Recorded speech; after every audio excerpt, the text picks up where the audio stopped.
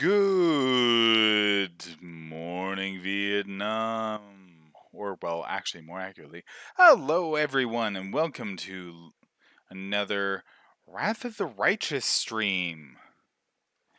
Been a little bit of time. Here we are with our lovely tiefling bard, Vorin. And, Sela still absolutely fucked up. And yeah, it's been a little bit of time. We got our asses kicked. We survived a lightning bolt being thrown at us. Well, more accurately, we got the shit beaten out of us and would have killed us outright. But plot reasons we survived. But most importantly, we leveled.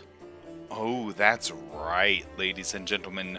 We have earned level 3, and so I've spent the past few days mildly obsessing over feats and class traits and features and everything else. Hey, Calambeer!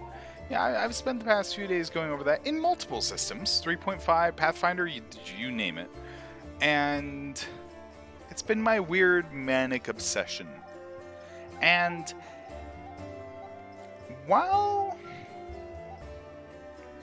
the decisions I'm going to make today are still not, the level of min-maxing that they could be, because I'll be honest, if they were the level of min-maxing they could be, we would be a different type of tiefling, we would be a different variant of bard, we would be all sorts of different things. We would be like an archaeologist bard who is in melee while doing a bunch of other stuff. We would also be Vivisection's Alchemist. Yeah. But, yeah, Millie reminded me that I've spoken a lot about Vivisection's Alchemist to her the past few days. Why don't you marry it if you like it so much? I don't like it that much. It just happens to just, like, in a level, bring so much to the table, it's kind of dumb. No need to take rogue things because Woljif. Yes. So ordinarily, if Woljif was not a thing, if that bullshit fucking I have 10 more stat points than the main fucking character who already has 10 more stat points than stat array. Fucking, if that rogue didn't exist, taking a dip of rogue on Bard is it's probably one of the most common dips I see across D&D, Pathfinder, etc. It's just one of those things. It's like, yeah, how do you want to make your bard more effective at, like, a lot of the stuff they do? If you already have a rogue, you give them a level of rogue. Gives them sneak attack, gives them, more stuff. And, there's trap finding and disarming and all that other shit. It's still class skills for them. All that stuff. This is good. D6 sneak is good for anyone. No, yeah, like a dip of rogue. Like, that thing is like, other than Vivisectionist Alchemist, a dip of like thug rogue is good. And that thing is, even here, a dip of thug rogue on Bard is still good because of the +2 to intimidate. To intimidate checks. Along with, you still get sneak attack and all that stuff. You don't really care about the, oh, hey, look, I'm gonna, like, let me pull this up. So. Thug Rogue. We don't care about half the level on perception text for a 1 level dip because, we don't care about the fact that we're losing danger sense because we're not going that far of rogue. Anything else like that? The only thing we lose is that half level to perception checks, and we gain whenever a thug successfully uses persuasion to demoralize a creature, the duration of the shaken condition increased by 1 round. In addition, if the target is shaken for 4 more rounds, the thug makes the target frightened for 1 round. That is amazing on Bard. And we very well might go a dip of that later, because I don't really care about deadly performance. I mean, deadly performance is neat, but it's not that crazy. Likewise, the last level, Inspire and Competence, I don't really care that much about. Another Bard talent? I kind of care about that. Last bit of Inspire Courage? Oh, you bet I care about that. So, in other words, I'm okay losing 3 levels of Bard easily. More than that, you have to give me some cool stuff. But, so, anyways, like, a level of Thug Rogue is probably in our future. Because, I mean, again, you get Sneak Attack, you get that really cool Frightening ability, you get, like, free weapon finesse, which we actually don't have, by the way. We don't actually have weapon finesse. Yeah, I know, it's a little weird. We don't have weapon finesse because we've just been using ranged attacks. But we are not actually going Thug Rogue right now, despite it being so good. Why are we not going Thug Rogue right now?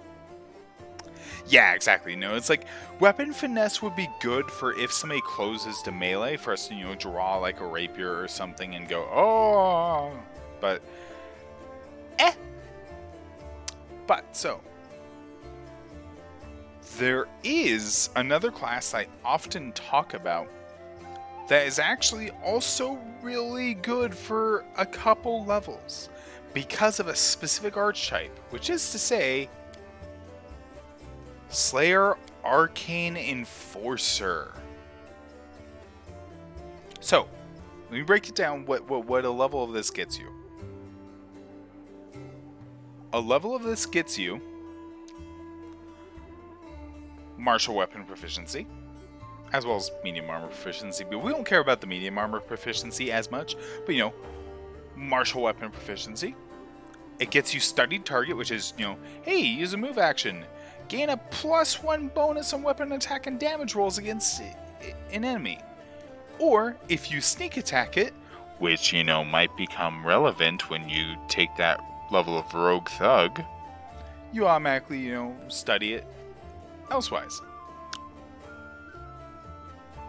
Arcanist Exploits.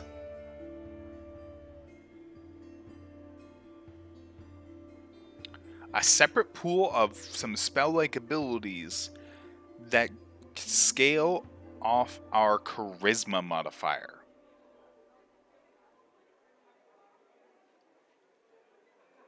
That is kind of worth. And if we take another level of it, we get some Slayer talents. We also, deal with the fact that Arcane Enforcer has, Slayer in general has pretty decent BAB. It's not full BAB, I don't believe, but it's decent BAB.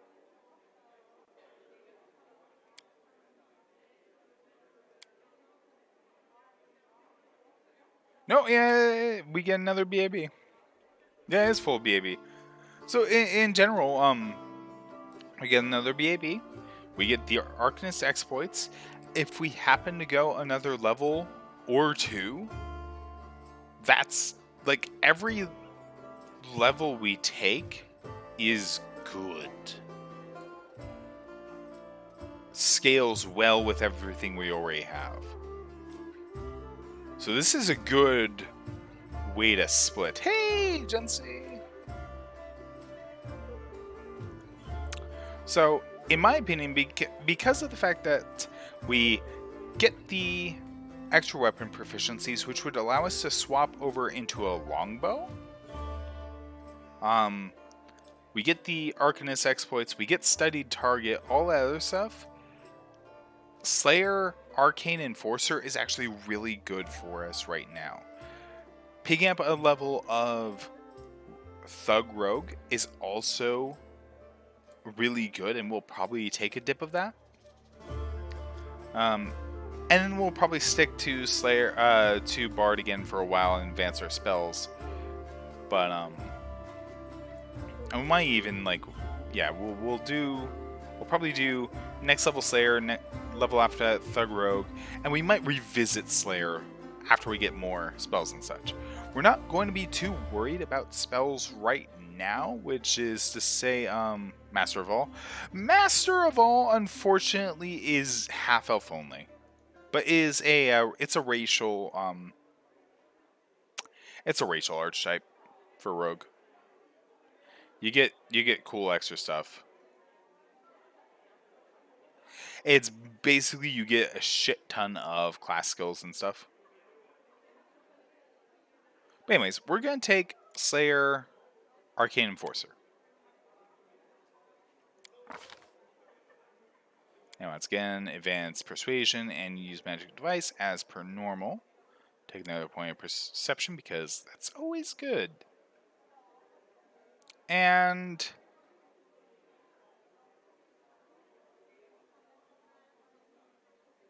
I still say a point of knowledge arcana.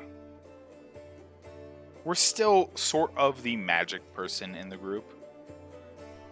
Or at least the person who knows about magic.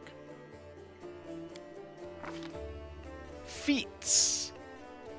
Well, remember when I said we now have access to longbows? We could immediately just go, you know what, weapon-focused longbow. We're not going to do that just yet, because we haven't even found a longbow that we'd want to use, but you know, it's coming. Instead, we're going to take Arcane Strike, because for the most part, the vast majority of our build is still Bard.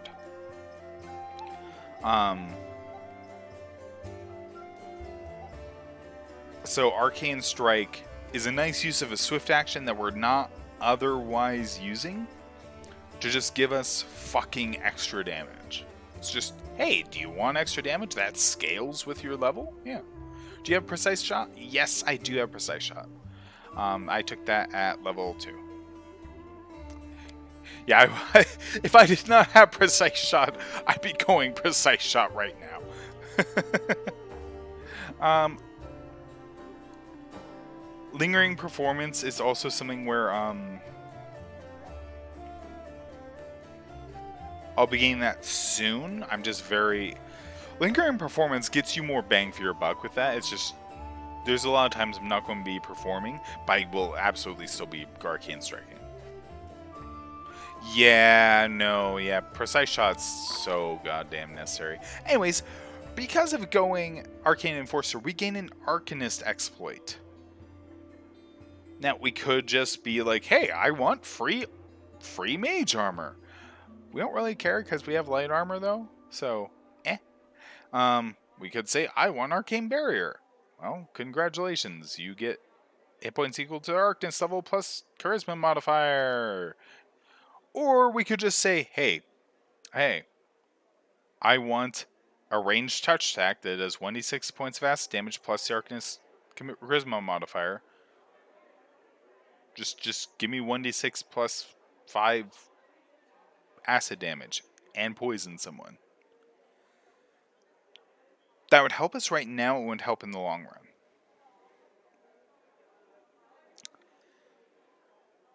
Here, though, being able to just say, fuck it, and Dimension Door is really tempting. Energy Shield is decent, and that will remain a decent, neat little way of doing stuff. Flame Arc's also cool. Free Magic Missile, Ice Missile, Lightning Lance.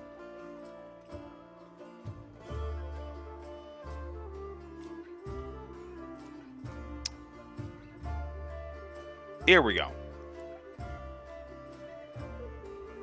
Add a +2 natural armor bonus to AC and damage reduction slashing where N equals your charisma modifier for 1 minute per Arcanist level. Just have a free +2 AC and damage reduction. We're going that because that is a nice oh shit moment that can suddenly make us live through a fight. And that is good throughout the rest of the game. just, at the very least, it's definitely not a bad thing to get for a 1-level dip. On top of everything else we otherwise get. So, I'm okay with that. So, in total, we gained Stay Target, we gained Arcane Strike, we gained the Slayer proficiencies, and we gained Wooden Flesh. Am I also a Pathfinder Kingmaker veteran? I have not beaten Pathfinder Kingmaker. I've played a shit ton of Pathfinder Kingmaker through several chapters. Just I always hit a point in Kingmaker where things are slowing down, things are getting a bit dull, and I go, I wonder what this build would be like. Cue then me restarting playing through the first 3 chapters again, etc., etc. So, that said, I do know the entire story of Pathfinder Kingmaker, by and large. Because I also, on Fridays, I play the tabletop. I've previously touched tabletop. I've looked into it from a DM's perspective, etc. So it's one of those things where, yeah, I'm very aware of Kingmaker. Alright, so now we are now a lovely Bard Slayer mix. Got to level 10 in your first playthrough. I usually it's around level 12 or 13 where I start feeling bored. But that's also kind of true for me in tabletop in general. So, you know.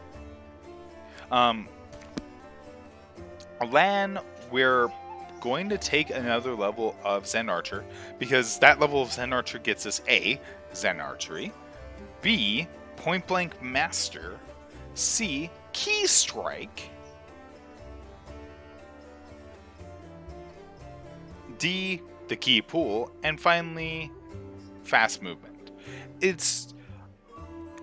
We get a lot of bang for our buck out of this 3rd level of Zen Archer, and as far as dips go, there's nothing else that we can take that gives us quite as much right here. We might take a 1-level dip of something else after this, like Rogue or Alchemist, Vivisectionist. But yeah. No, Kingmaker's great. Like, while I will freely say Wrath of the Righteous has made a lot of improvements to the formula and is in general a better game in my opinion. That is not me saying, oh, Kingmaker's bad. No, I love Kingmaker. I put, God, how many hours have I put into Kingmaker? I have put 246 hours into Kingmaker. So, yeah, I know I like the game.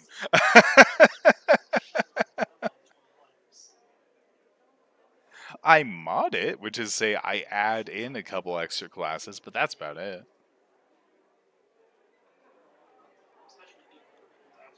And most of those classes, other than Summoner, are now in here, so, you know, yeah. Anyways, we're going to go ahead and let Lan take that Zen Archer class. More perception is always good. More athletics and mobility because he is our, hey Lan, go jump over that thing person. Oh, alright, headbats time. Is in the game Explosive Missile Alchemist Discovery? I don't know.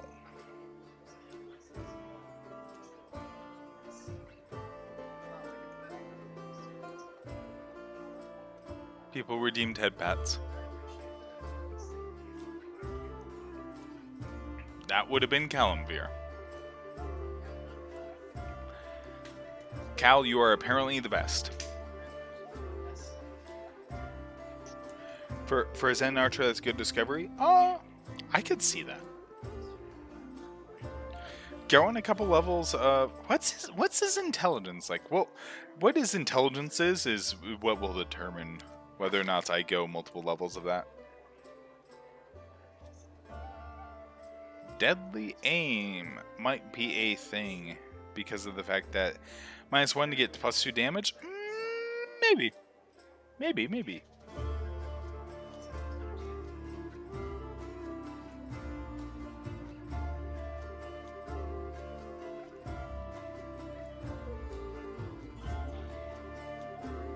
Dragon's House, cool.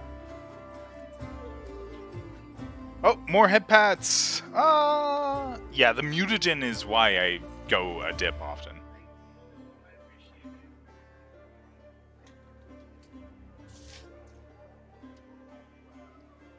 All right, there we go.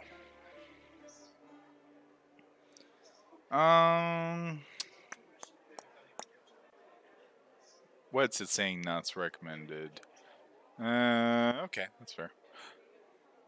Oh, let me see if it'll have the discovery. I don't think it'd have the discoveries.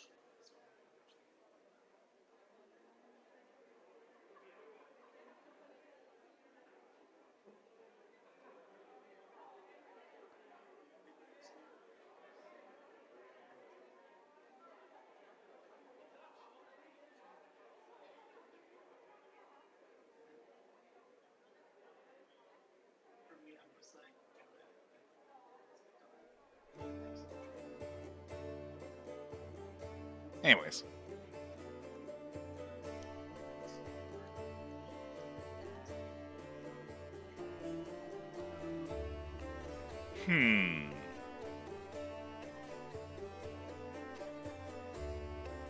I have to look up something. I don't care about that. Just give me a button that is skipped until next tower is activated.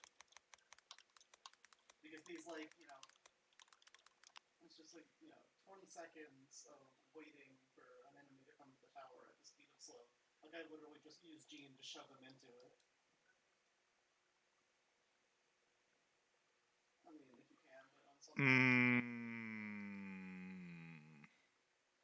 Darn. Can't use the deflect arrows because, yeah, it does count as two-handed. I would be like, that would be nice, but no, because of the fact that he's using the bow, he does not count.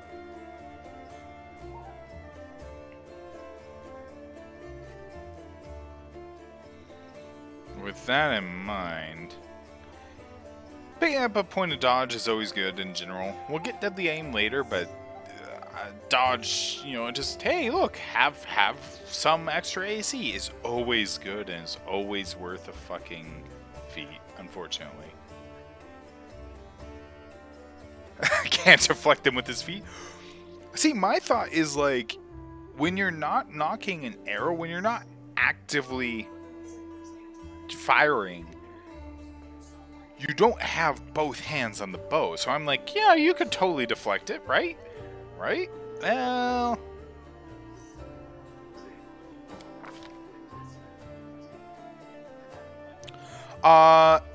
yes, actually. We are actually at the place where we can hire mercenaries and respec. So, absolutely. Point blank master, longbow.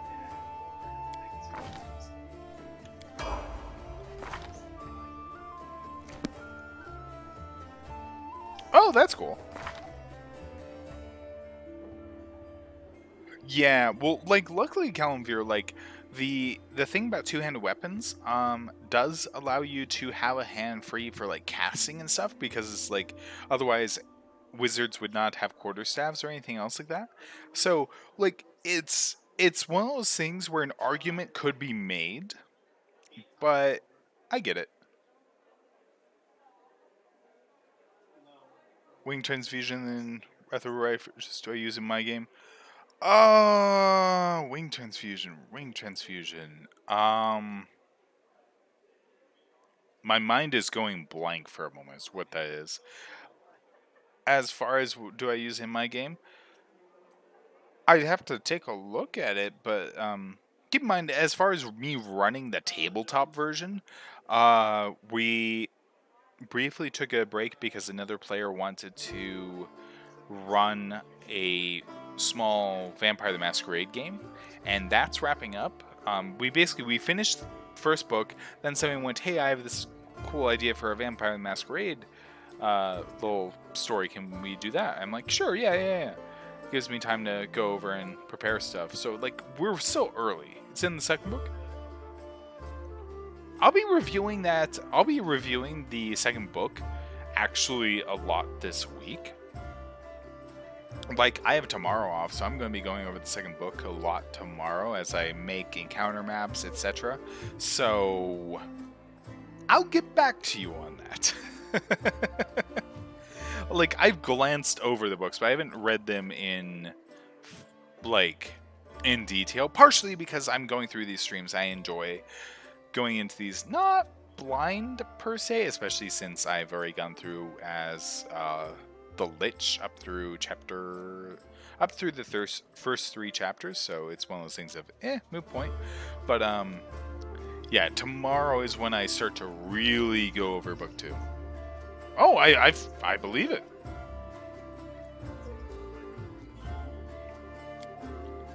All right, now Camellia. I'm torn. Like on the one hand, I want to give her Vivisectionist Alchemist because of course I do,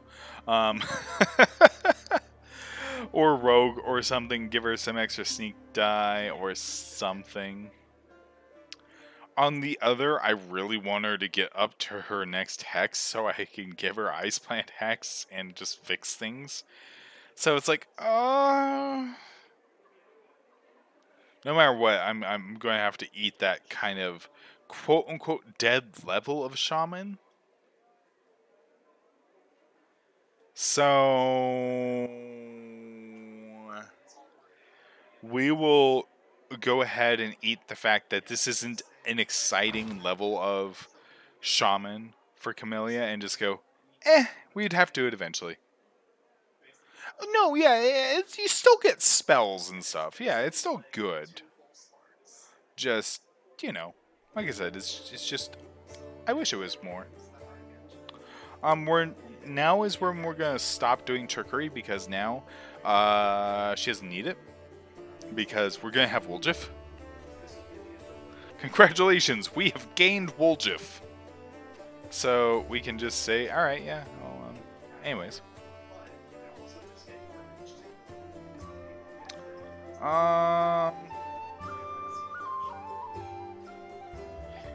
yeah, all casters wish there was more on that level. Yeah.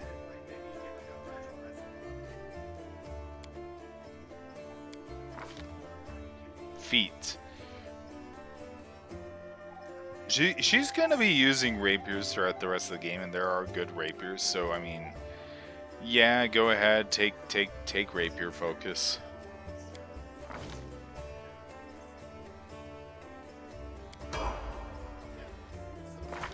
All right,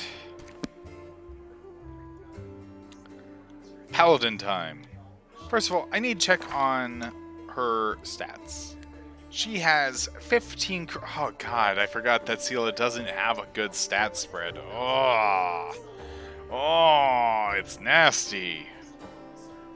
Oh, Seela, I wish you were better. You're an iconic, for Christ's sake. All right. Anyways.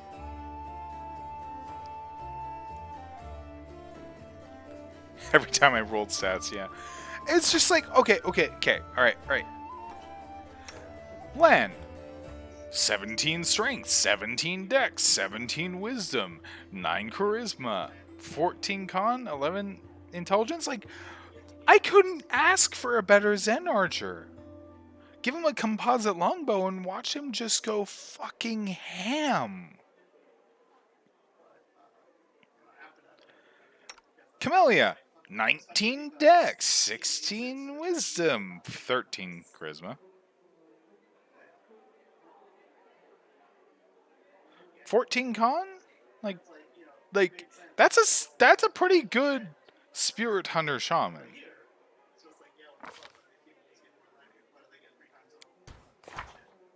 Also,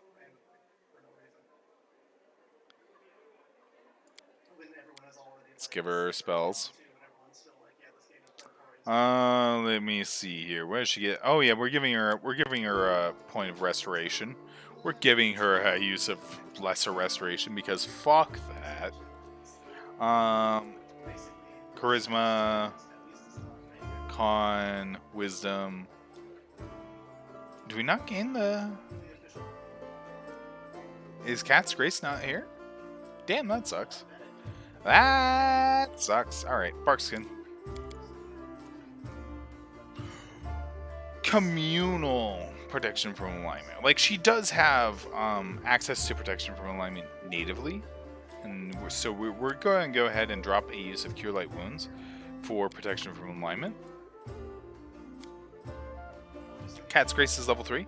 I wouldn't be surprised. So, on our server, there's something where if someone removes something that's Yeah, no, I wouldn't be surprised if they moved it for some reason for Shaman, but ordinarily it's a level 2 spell. They might just not get access to it. It was like how Magus doesn't get access to like fuck all for Necromancy spells, which made me have to rethink my Zetran build, which I've refined. I've gone through. I'm like, all right, yeah, no.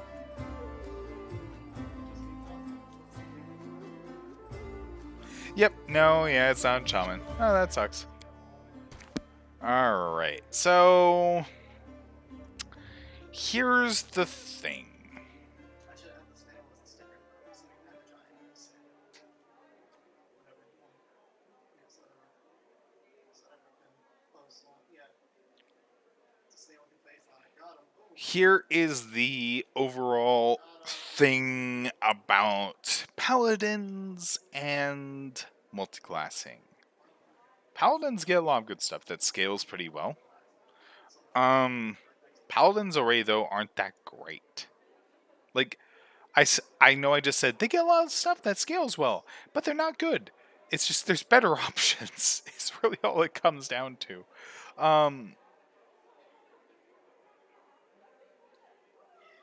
No, yeah. I no, like touch of fatigue is part of why I got in my head that oh, of course Magus gets access to fucking the fact that they can't even use like vampiric touch. No, wait, they can use vampiric touch. They can use vampiric touch. Yeah, no, I got used to our Magus using Arcane Mark all the time just as the excuse of I'm going to attack twice. So,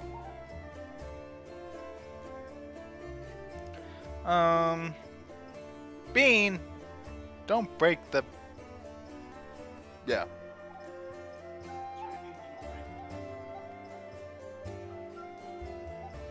All right.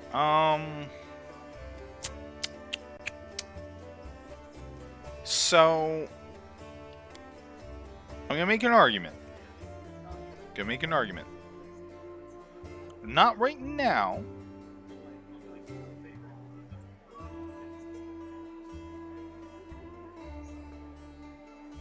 Although maybe.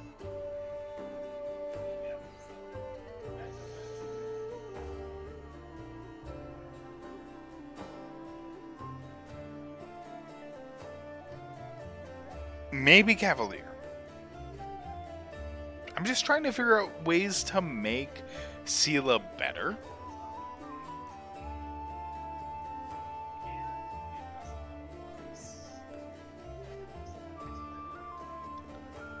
And like that's been the problem that I've been running into with Selim. Like I could like give her a monk level of like scaled fist monk.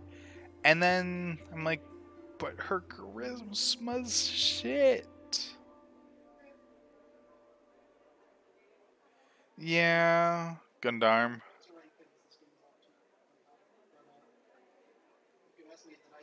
Yeah.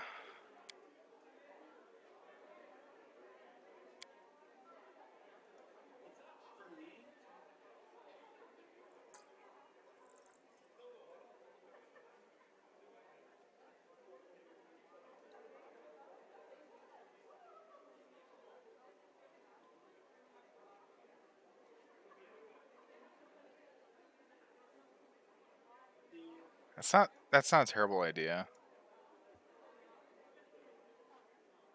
That thing is like you are right that basically you just kind of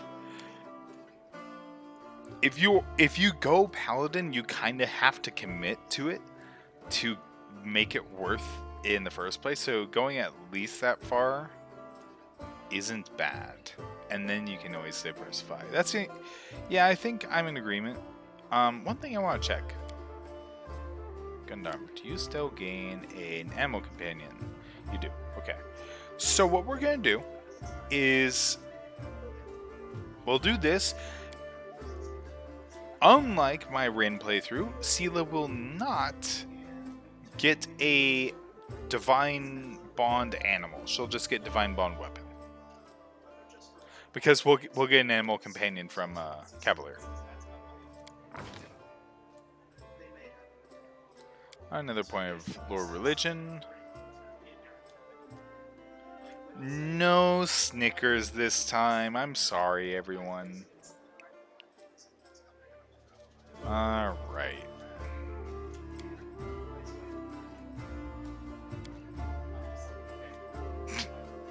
I just hear Ice Waifu Virgil ooh. I'm just like, what?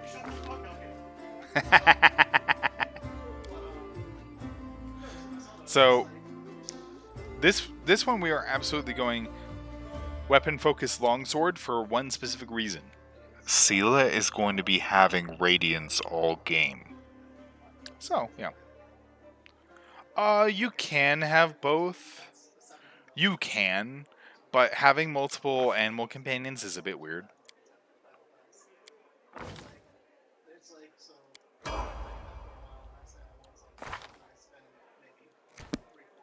Alright.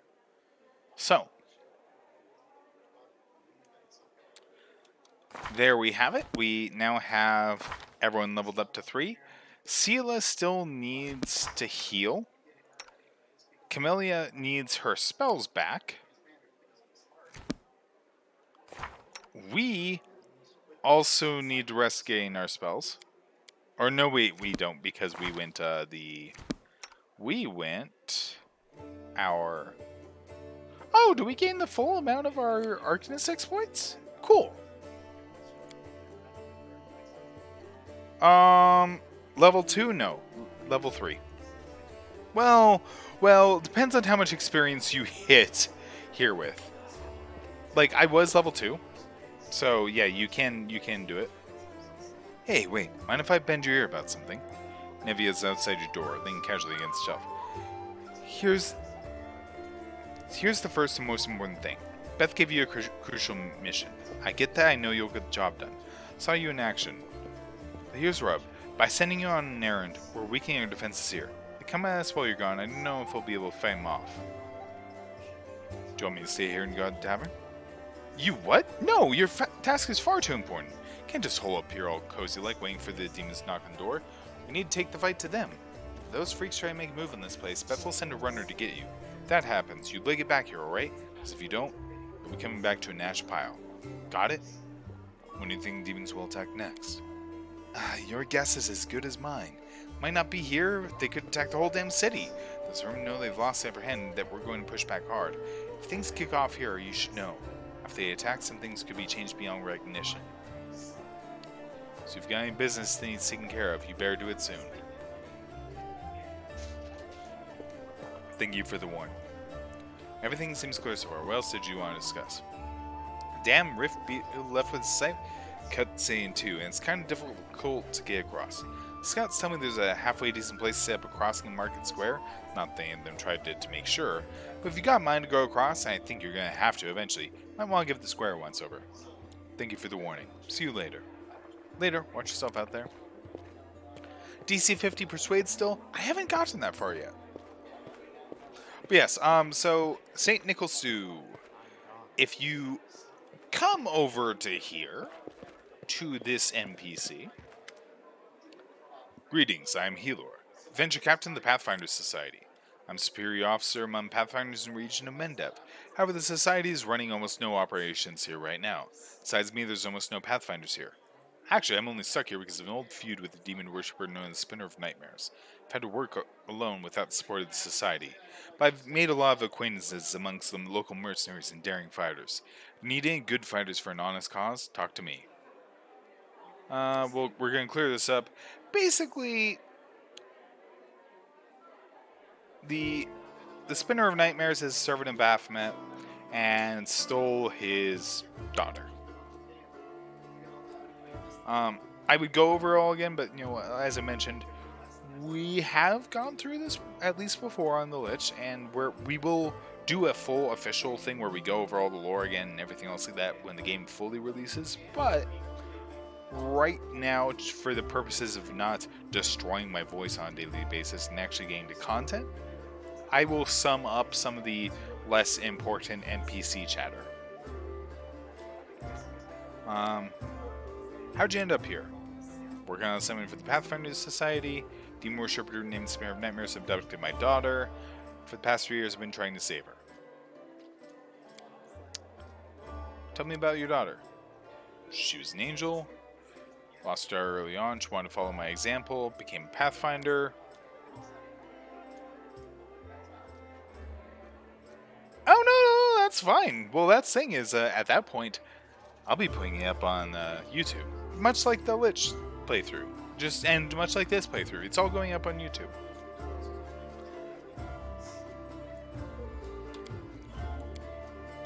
Alright. So, yes, I need brave and experienced fighters.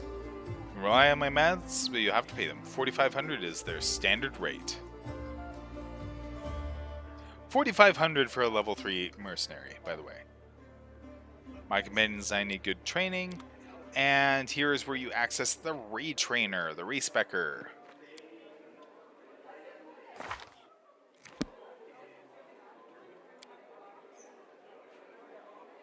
So,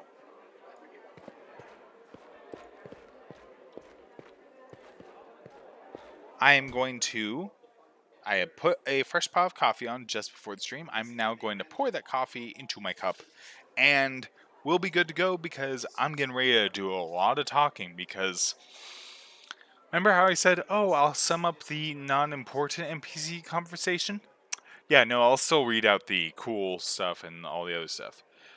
The Pathfinder retrainer has a tragic story, but you don't get to interact with it at all. So it's one of those things of it's cool fluff, but after you read it the first time, you never interact with it again. Anyways, I'll be right back. Yep, snack time, refill. Yeah, go ahead, grab a fresh snack, grab a fresh drink. We'll be back here in just a minute.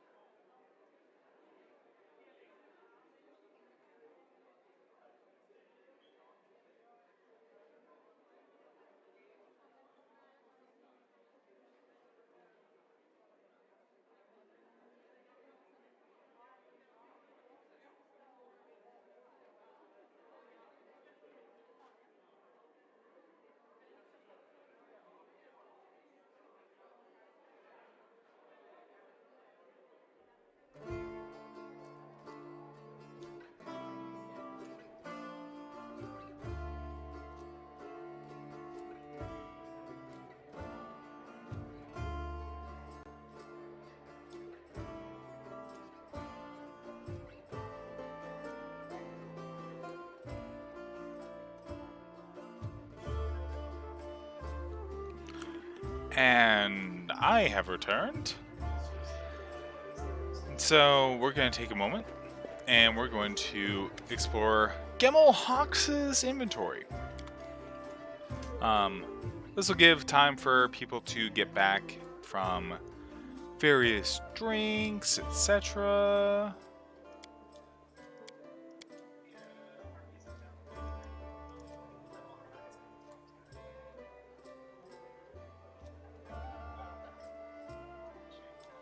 Masterwork longbow, I'll take that for myself.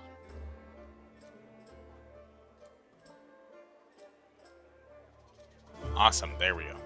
So, we are selling off all the bullshit.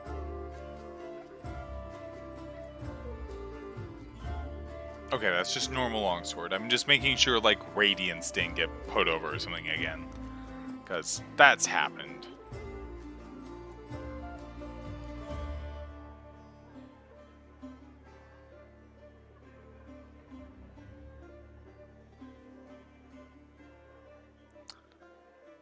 This is a lot of money. Just seeing what all it's from. A lot of it's from those fucking glaives.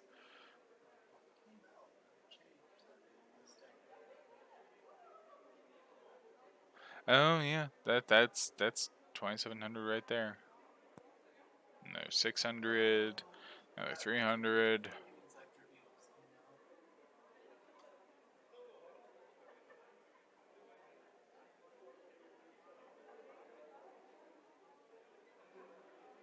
Yeah, I guess it's just a bunch of masterworks and stuff. Okay.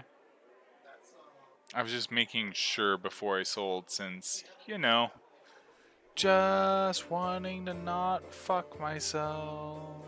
Oh, yep, there we go. There's the remaining ones.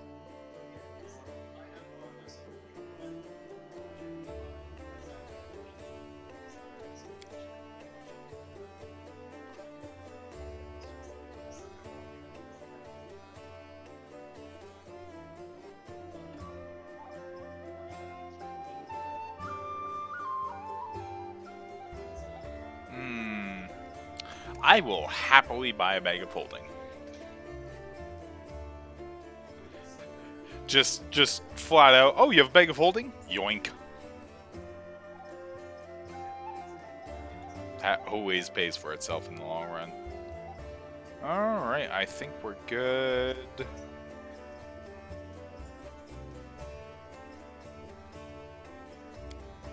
Alright, I think we're good.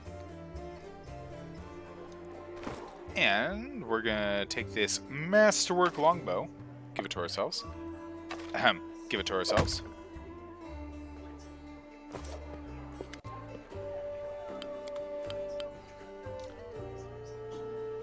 There we go. Awesome.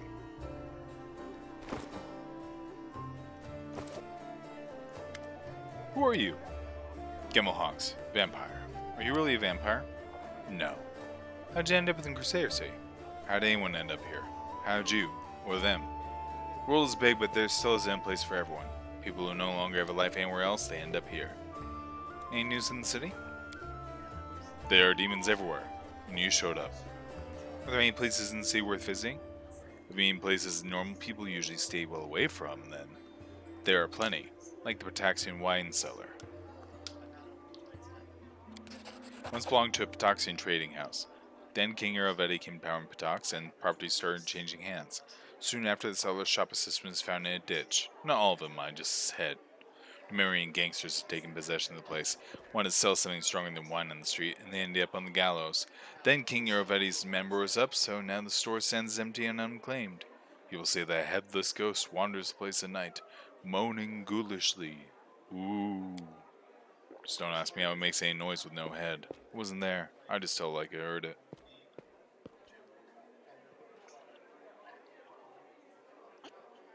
I see you're not one for talking.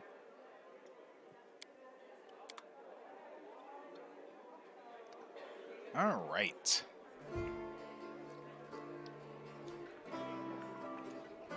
So, it's time to talk to some of our companions. Hey there, Lan. I'd like to know more about you. Let me guess. Your first question is, can you wear a hat with one horn? Am I right? So, can you wear a hat with one horn? Sure I can, but certain designs don't suit me too well.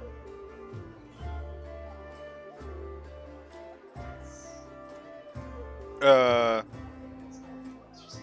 I'd say tabletop talk. If you're talking about actual something you gave your actual players in tabletop, yeah, go in tabletop talk. Tabletop talk is the best place to share stories about your tabletop games, etc.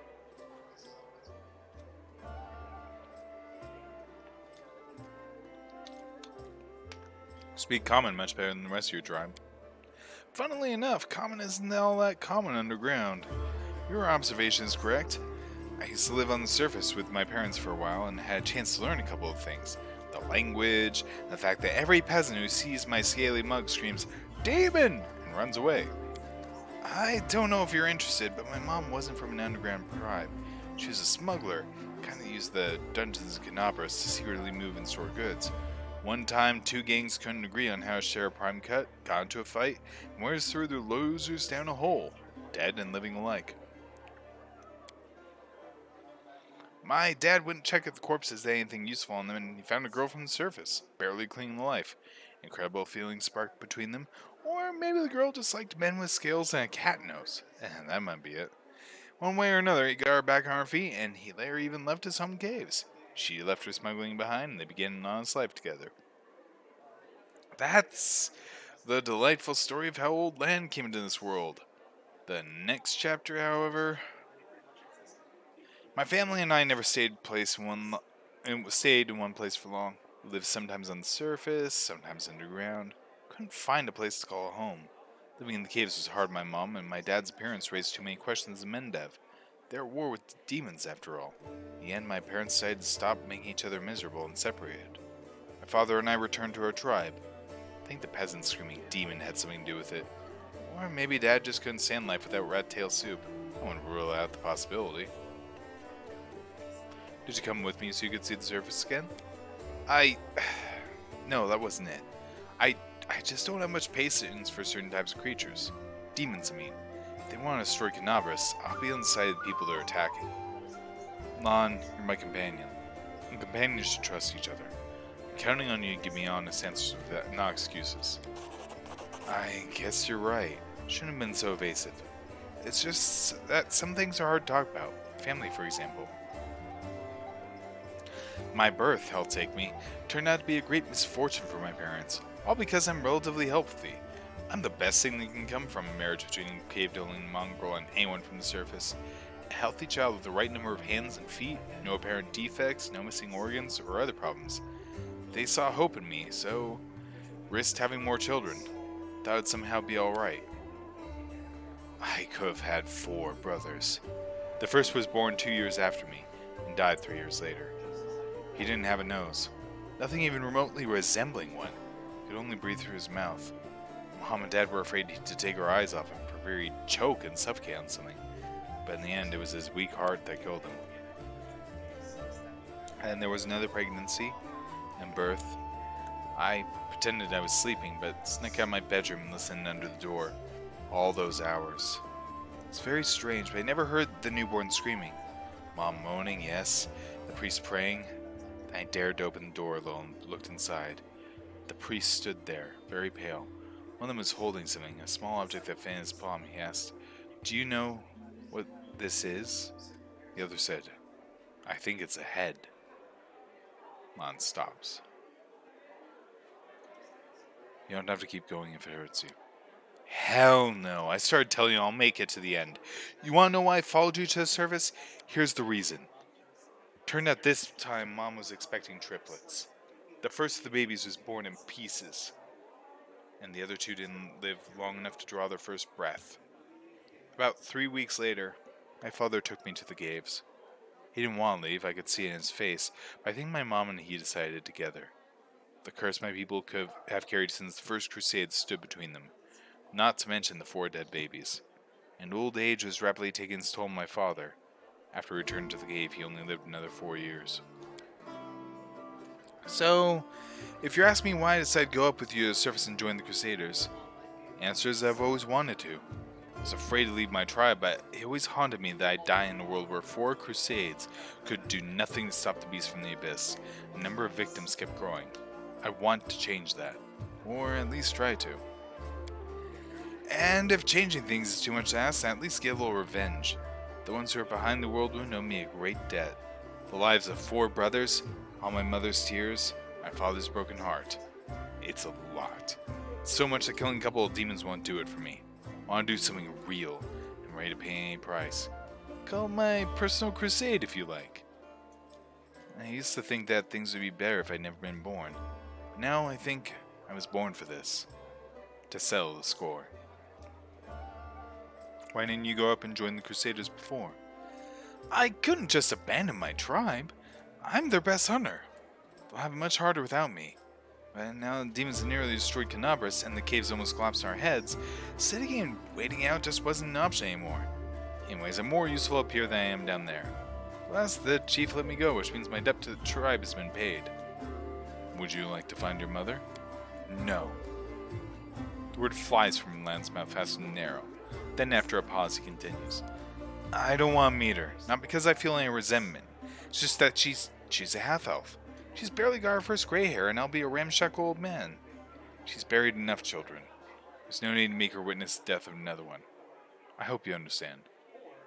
I'm very sorry. Truly.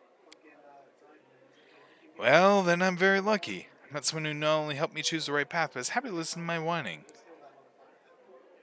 Your parents' love didn't survive hardship. Doesn't mean the same thing will happen to you. What if you find true love, someone who won't leave you no matter what? And break my beloved's heart when I deny her arms 5 years later? That's a fine thing to do to the person you love. Then again, there's a chance I'll inspire some tragic bard to write a tearful ballad. Thanks for sharing, Lan. Thanks for listening. Mongrels have short lifespans, but we are having big ol' light flickering and like flat out like the lights just went out. Everyone. So yeah, we're surprisingly still here. Yeah, yeah, like the one you're talking to right now. Yeah, the Tiefling Bard. Yeah, but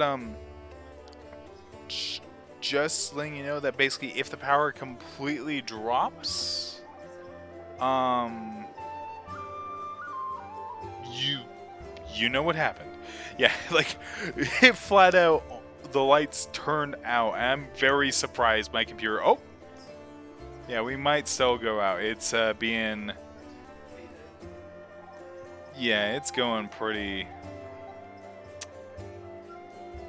Yeah, we'll see. We'll see how it goes. Yeah. Oh no. Alright. Mongrels have short lifespans, so you don't look like you're getting old or dying. How old are you? I'm as old as I look. No surprises there. But remember, Soul, he's 10 years older than me. I remember him back when he was a fearless warrior, and day by day, I watched him turn into an old man. Him and my father. It happens very quickly. First, you miss the shot because you don't see the target as clearly as you used to. I think it's because your eyes are tired.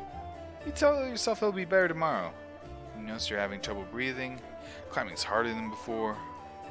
Your fingers stop bending. You have to tie your sword to your hand. Can't even put on your greaves without help. When you're washing your face in a stream, sometimes you catch sight of a gray-haired, wrinkled old man you don't recognize.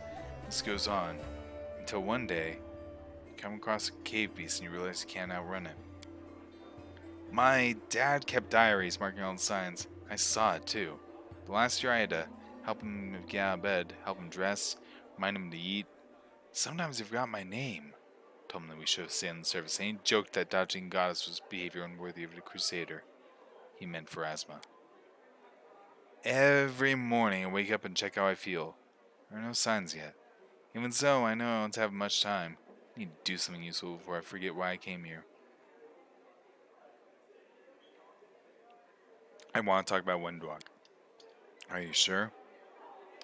Alright. Ow! Bean! Tell me about your connection to Windwalk. My connection to Windwalk? I mean, where do I start? Lon turns the unexpressive reptile half of his face to you. We grew up together, trained together. She was the chief's daughter. She was groomed to be the best all her life, and then I came along. We're rivals, but we dragged each other out of tight spots too. I've always been drawn to grand heroic gestures, sometimes idiotic ones. Whereas Wendu liked to roam unexplored pastures, finding new caves and making maps. She wanted to be a great huntress, one who'd make it through the shield maze. But instead if you perish, she died. Death of a friend is painful, but watching a friend become a shadow of their former self is unbearable. Were you just friends, or were you more than that? Wow, you really don't pull your punches, do you? There was a time when I asked myself the same question. Wendwog knew me better than anyone. She understood me better than anyone. She's the first girl I ever, well, you know. But we never loved each other.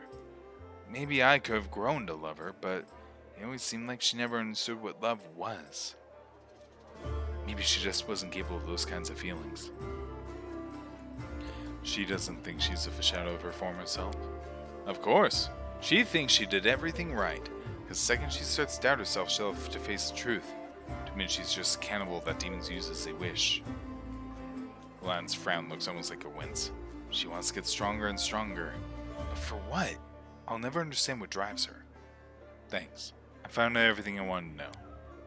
If you ever want to reopen any more of my old wounds, you know where to find me. I found out everything I want to know. Thank you. Sure thing. Tell me about your people. Of course, what'd you like to know? Well, what's it like living in your caves? Oh, imagine that in the entire world there's only a few hundred like you.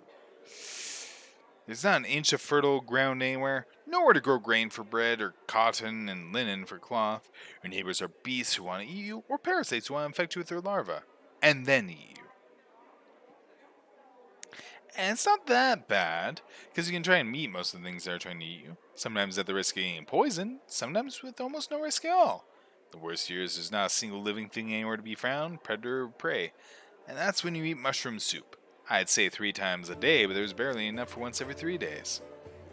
But life underground has its upsides, pun intended. There's no risk of losing the roof over your head. There's no bad weather, not counting the earthquakes, of course. Are we really the descendants of the first Crusaders? More like demon spawn, aren't we? Sad but true. Without demons, there would be no mongrels. It's the magic of the whirlwind that affected our ancestors and made their children the way we are. Like most in our tribe, Chief Soul fancies himself a descendant of the underground Crusaders. Ones our heroic ancestors left to guard the caves. I don't know if it's true or not. That angel came to our caves for a reason, and maybe he remembered us. Those were evil and dangerous times at the First Crusade. Hundreds of Crusaders began having children, and the babies were born with fangs and horns and warts that covered half their face. People didn't like the new look. Inquisitors sure didn't. So our ancestors fled persecution, made a home for themselves down there under the ground. Probably intended to find a cure for their children and hoped to return in time, but never happened. Instead, the Whirlwind's terrible legacy was passed down from generation to generation. Mongrel parents can only guess what their child will look like. Each of us is born with a new mutation. Many are fatal. Down in the caves. We usually don't congratulate the family for the birth of a child until they turn at least 3. Most don't even get a name before that. There's no point. Hasn't been that long since the First Crusade. Why do you know so little about your ancestors? Our lives are much shorter than most uplanders. Up here, only a few generations pass, and many still live who remember old Sarkors as it stood untouched by the demons. Queen Galfrey, for example. But where we live, mongrels start getting old much earlier than humans, much faster and with more devastating consequences. Few live past 40, and fewer still live long enough to die of old age. Hunger, disease, and monsters from deep are more effective killers than time. So, for us, the story of the First Crusade is a legend that happened generations ago. There are no living witnesses. We have a tale of the wise and great ancestors who left us to stand guard in the catacombs. But in reality, I suspect they were desperate wretches who couldn't figure out how to spell the demonic plague, and who were abandoned by their own kind. Do you have a way to tell day and night? Can't see the sun in your caves. Every mongrel settlement has a big gong, which we treat like a relic. The gong keeper hits it twice a day to mark the beginning and end. But this custom doesn't keep time very precisely. Every mongrel child has snuck up to the gong and struck it at the wrong time at least once, just out of pure mischief. Nothing could keep me away from it, not even the fact I only have one ear, which means it would take double the punishment once I was caught. So sometimes the wrong strike gets missed in with the right ones, and the tribe can find itself jumping up to greet the morning in the middle of the night. Do mongrel tribes fight each other? There were some skirmishes. I've been forced to kill my kinfolk before, too. Fights most often break out over food. We have laws in the caves, written and unwritten rules that we follow. We respect one another's right to live, but hunger can push a person over the edge. I've never, you can count on that, stolen someone else's kill. But I can understand those of my kin who tried. Hear your kids begging for food and not be able to feed them is terrifying. He frowns and goes silent. You're the only member of the Neathholm tribe to call your people mongrels. Why's that? Because all of Galarian calls us that? I don't see the point of all this hemming and hawing over what we're called. Anyone who finds it offensive or takes issue with it can lead the charge against the name. No one's stopping them. But personally, I'm not going to pick a fight over something as unimportant as a name. I found out everything I wish to know. And it's nice to know my ramblings seem useful to somebody. What do you think of life on the surface? Must be very different from life underground. Oh, of course! As far as living conditions, the surface is definitely a better place to be. It's easier to get good food and water, not to mention build a house, and even grow a few things. In older, well-established settlements, you don't even have to deal with anything scarier than rats, and maybe foxes stealing chickens. As for the kind of lives you have, I heard a story about demon worshippers protecting a whole family and sacrificing them one by one while the others watched.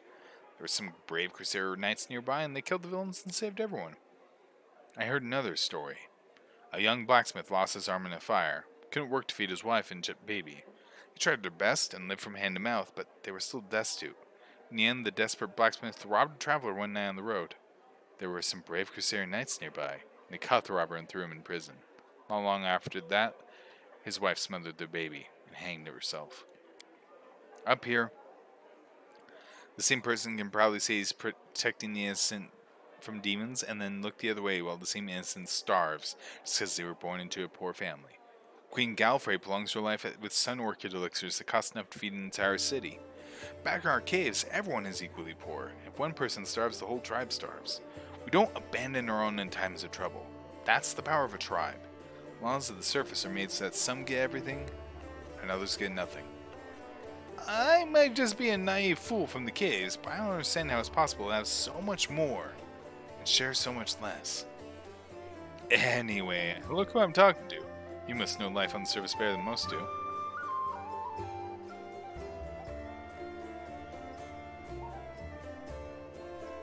Oh yes, I also have a few questions for our feckless aristocracy. But I guess I'll have to wait till we drive the demons home back into the abyss.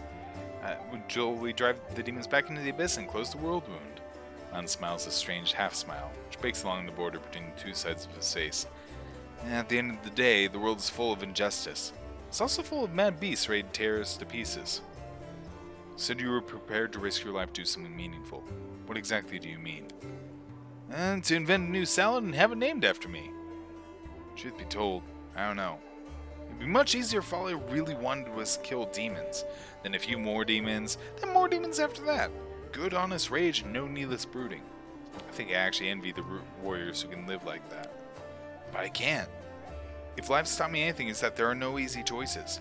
Dying a glorious death isn't enough. Some heroes of the Crusades did that and also saved entire settlements, erected the ward stones. Their actions kept the lands of Mendev safe for decades. That's what I want. For my dumb, short life to have meant something. Think I have an exaggerated opinion of myself? Scum, scaly freak crawls out of the caves wants to take control of the ward stones and flaunt Iomede's banner? Any fool can charge at the front lines of the demonic armies and die there, but what good will that do? I want something meaningful, you know? Even if I have to pay the highest price. Especially if I have to pay it. There are plenty of worthier people who need to survive this war and tell everyone else what nutcases we were. Thank you for your answers. So long.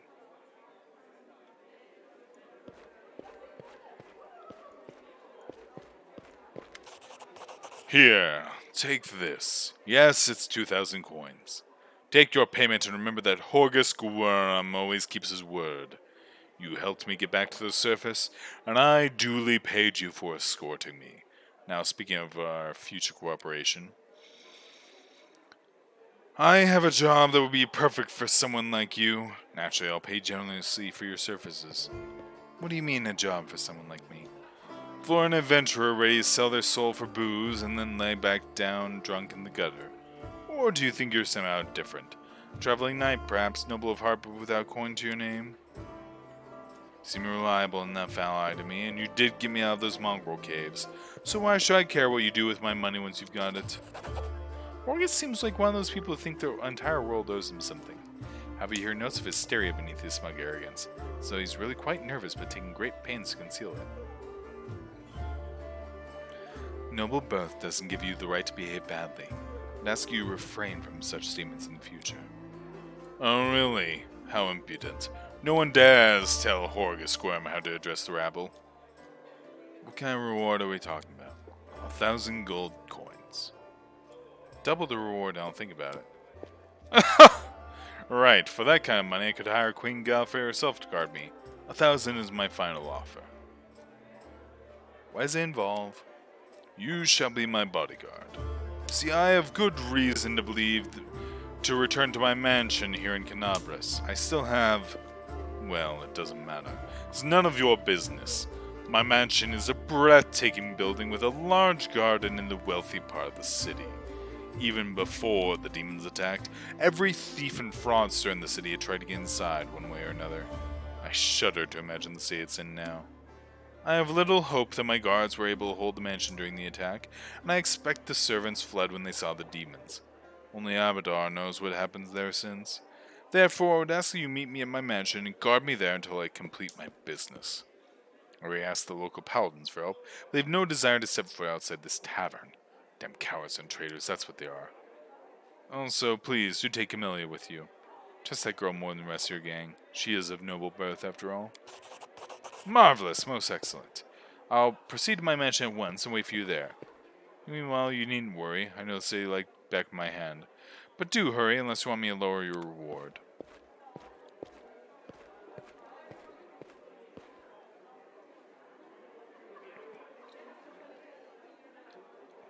Alright.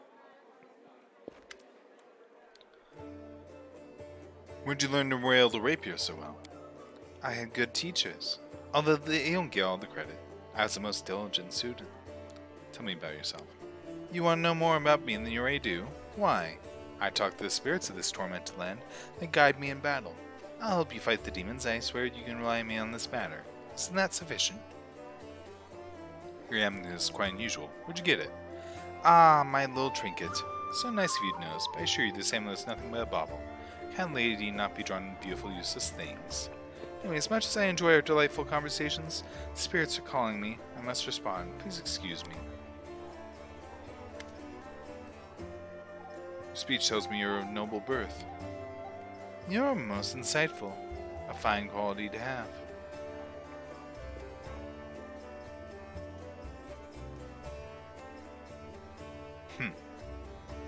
Give me my questions disturb you. Couldn't resist such a noble and beautiful lady. I'll stop bothering you immediately if talking to me upsets you. Not at all. Our conversation is an exquisite delight.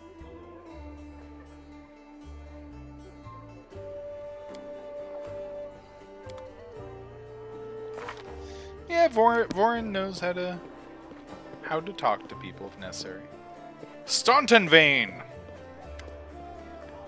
Oh, it's you. Good work back there in the Grey Garrison. Name's Staunton Vein. If you've heard rumors about me. Just so you know, everything people say about me, it's true. What do people say about you? They say I'm a traitor, as bad as Zarilu Vorlesh. That I'm a disgrace, even amongst the ranks of the condemned. That Queen Galfrey should never have spared me. That I belong on the gallows. Why do they hate you so much? You really don't know? I'm the reason why the Crusade forces are holed up in fortresses along the edge of the world wound, instead of bringing the fight to the demons. We used to have a foothold in the wound, the mighty, unassailable city of Dresden. We used to have it, until it fell. And all because of my stupidity. I gave the enemy our main citadel. I was tried. They wanted to execute me, and rightly so, but the Queen intervened. She said that I should live and fight in order and do what I had done. So that's how I live, decade after decade, fighting in the condemned. As you can see, I've fixed nothing. I've earned no one's forgiveness. I'm going to spin my face too. Wouldn't surprise me. You were given a chance to live, so live. And stop blaming others for what you've made of your life. Do you think you're the first to come to me with sermons? The whole city fell because of you. How's that possible? What do you mean, how? If you don't trust the word of a condemned, go ask somebody else, like my little brother Jorn. If you still don't believe it, what's it to me? But if you're about to ask me to recount the story of my disgrace for the 1000th time, don't. You really don't have any friends? I couldn't have survived this long if I was completely alone. Jorn, my little brother, he keeps me going. He's never abandoned me. Everyone else shies away from me like they might catch what I've got. Even fires and condemned console themselves by thinking, I got stripped of my rank, but at least I'm not Staunton. Commander Terabade seems to be the only person in the old army who remembers I'm a soldier and not a drudge. There's no qualms about taking me into battle. He's had some mud flung here in the past, or so I hear, so I tries to keep an open mind about people. It's no surprise she's the only one to hold on to her sense of reason in this farce. So many years in the condemned. Surely you've paid your penance by now. That's not up to me to decide. My life is in the Queen's hands. Condemned isn't the worst part. All these years I've prayed to Torag for forgiveness. Countless times I've gone to his priests. Countless times I've kneeled before his altar. If only the Father of Dwarven would answer my prayers just once. Not to restore what I've lost, just to tell me I'm still one of his children. But it seems he doesn't give a damn about me. What can I expect from mere mortals when my own god doesn't think I deserve redemption? I need to talk to the elf who calls himself the Storyteller. Do you know where I can find him? The Storyteller? Strange old fellow, that one. He used to sit with me for hours, ask me about all sorts of things. Never offered judgment or comfort, he just listened. At first I wanted him to ask questions as far away from me as possible, but then I realized that talking to him did ease my burden a little. I hope he's alive and well. He's completely blind and feeble too, so if he's alone in the city, you probably know what that means. Do you know one place he might be? Look for him in the Blackwing. It's the library. Here, I'll show you where he is on the map. I don't know what use the library is to a blind elf, but he loved the place. He'd sit there day and night.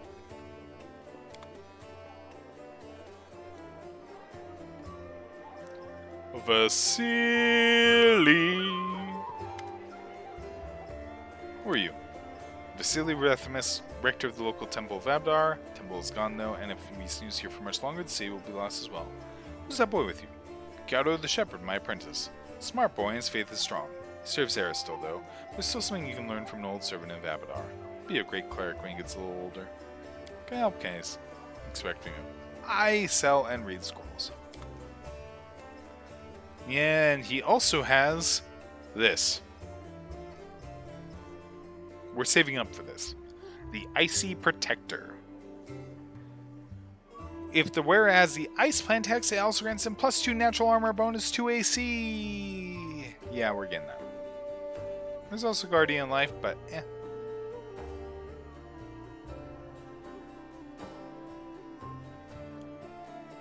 We're going to sell the Crypt Raiders armor because it's not that good.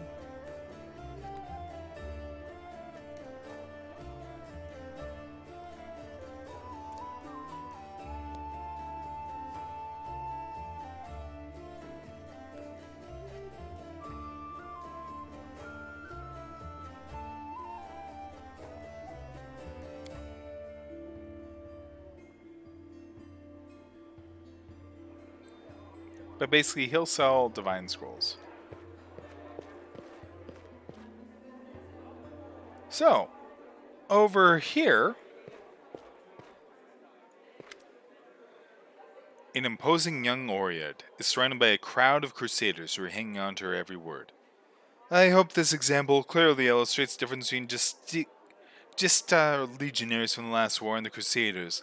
The perfection of form and spirit they were imbued with during creation turned them into parts of a well-balanced war machine. Not a ragtag bunch of individuals, but a united whole.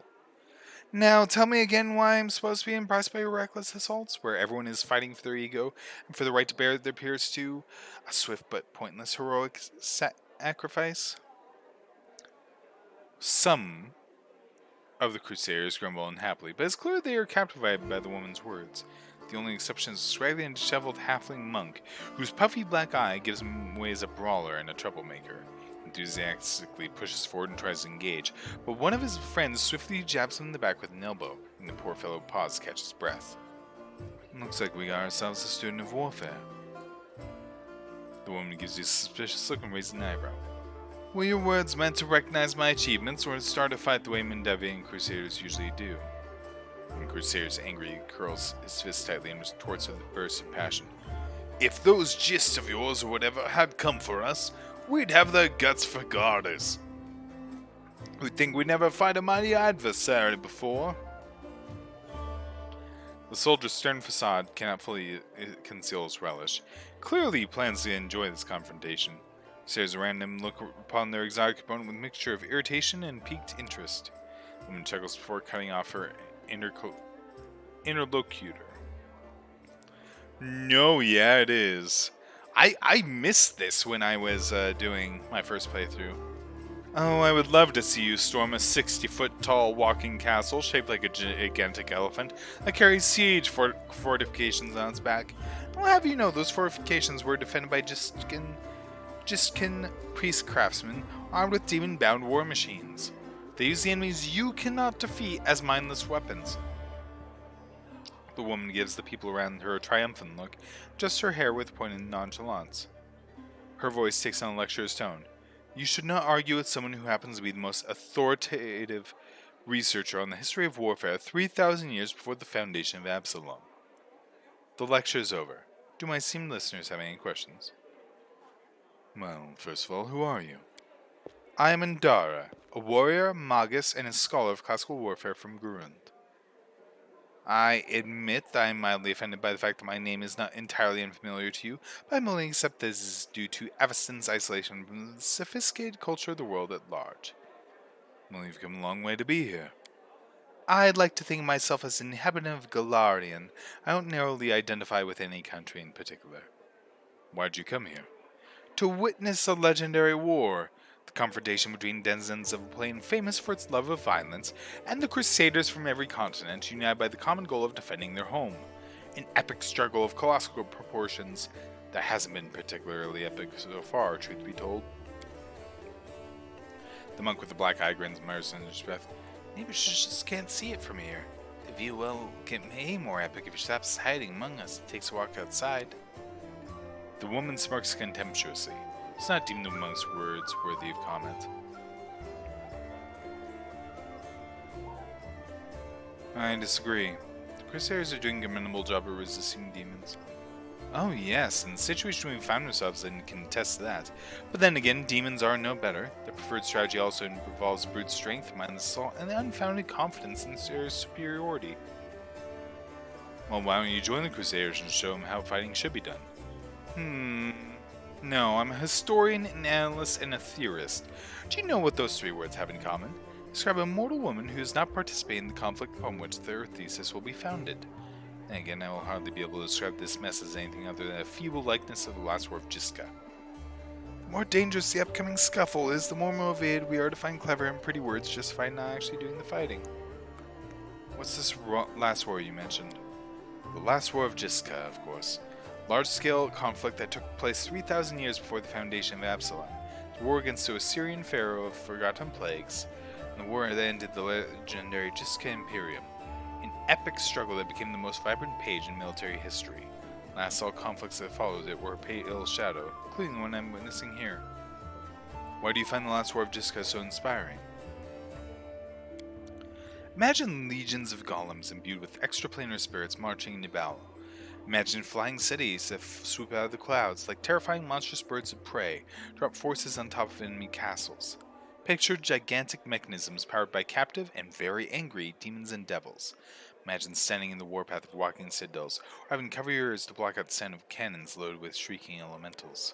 Finally, imagine the ultimate weapon that faded the Jiska, the deadly night plague. Its affliction was an attack dog, a trained epidemic, a tamed pestilence, striking only those who its master wanted to kill.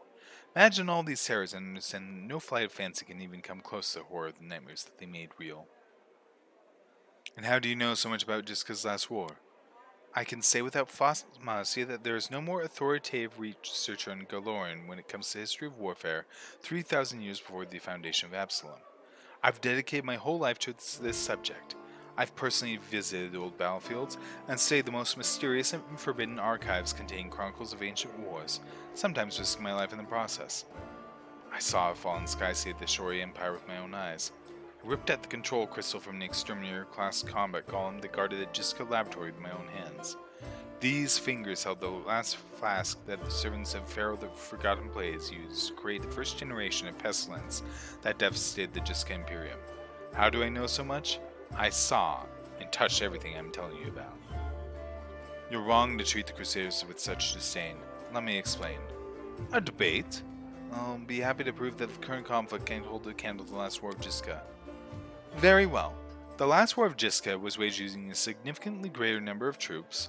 Both sides actively relied on reinforcements from allied planes, and their strategic planning was perfected through no fewer than 7 rounds of intensive design. None of the above applies to this war of yours. Compared to the Jiska, we are but stone club wielding kobolds. I'd like to conclude my thesis with a few words of wise counsel from Dagon, an advisor to the Pharaoh of Forgotten Plagues. I doubt you will comprehend the true genius of this statement, but here it is nonetheless. A gadfly sees the ox. The ox pays no heed to the gadfly, but crimson fever takes them both.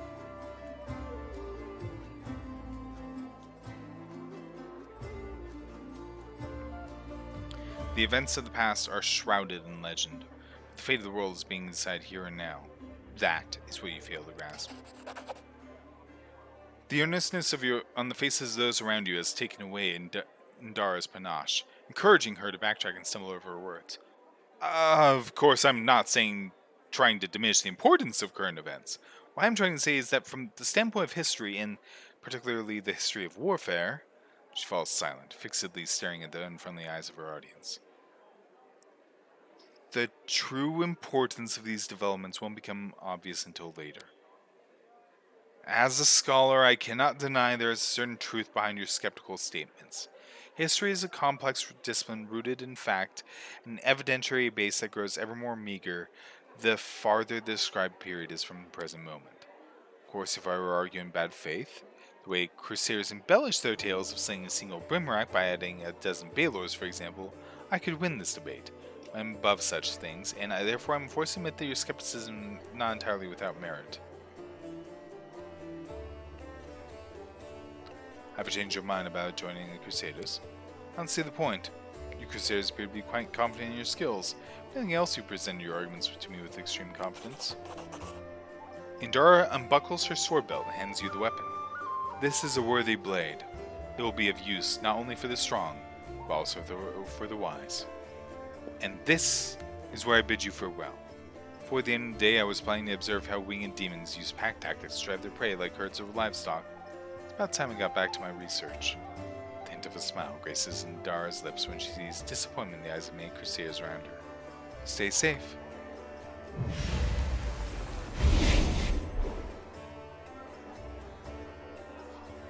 Bard Azata.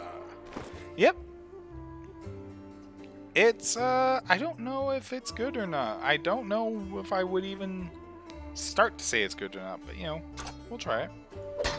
Now we have the Claw of Jiska. Yeah, that's the downside. But that basically means I can just use songs more often. Haha.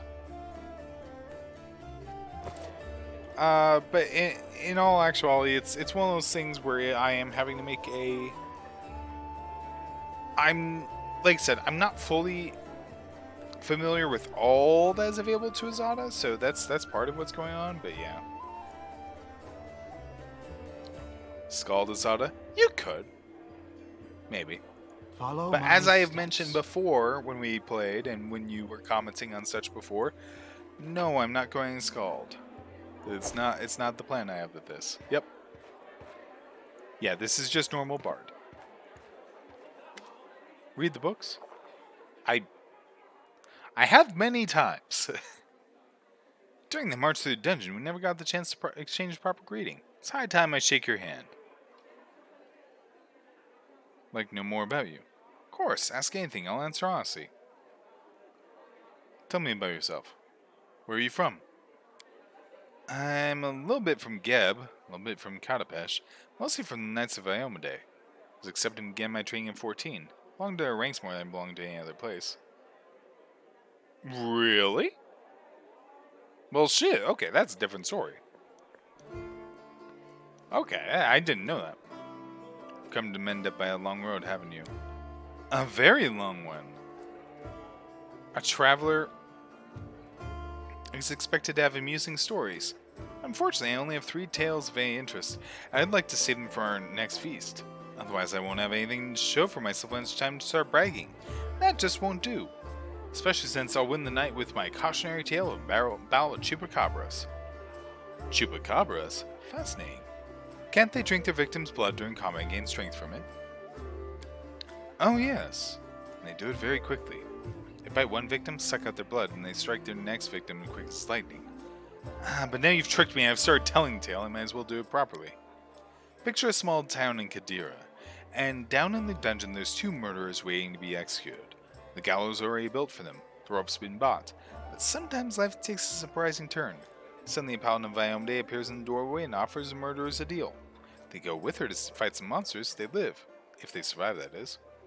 There's a big difference between imminent death and probable death with a glimmer of hope, wouldn't you say? So here we are, traveling through the desert. Me and my friend, the priestess Sarenrae, along with the little ratfolk fellow who'd asked for help, and the 2 cutthroats. Get to the ratfolk village and saw their bodies lying around all drained dry. Figured we'd have to fight vampires. That's how the little ratfolk described the monsters who attacked their village.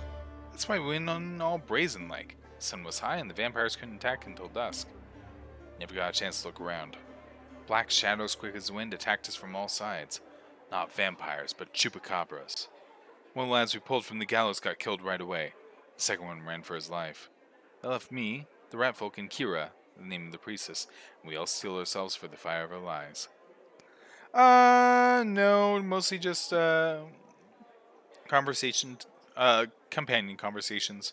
And you missed the level up, but the long and short of it is we are going a special archetype of, Slayer as a dip for Vorn. And, ooh.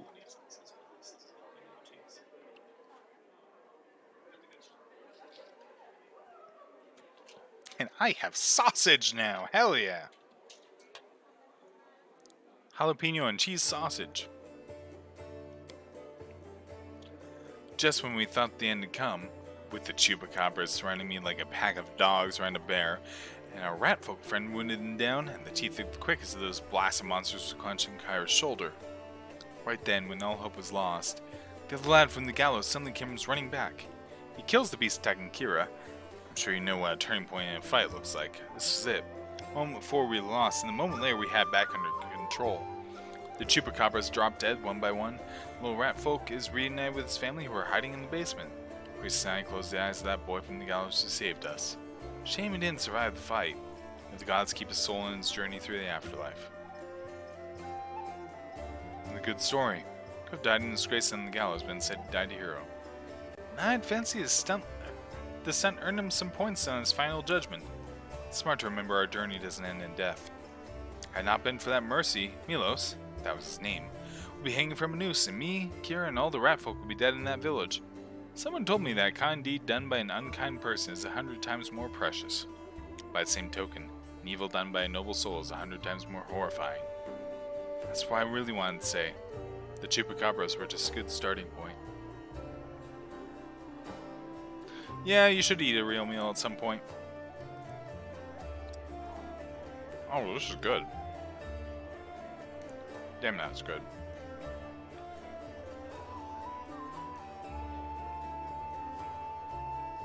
What made you become a paladin of Iomade? That's a serious question and a good one. You should ask it of your companions. It's a long story.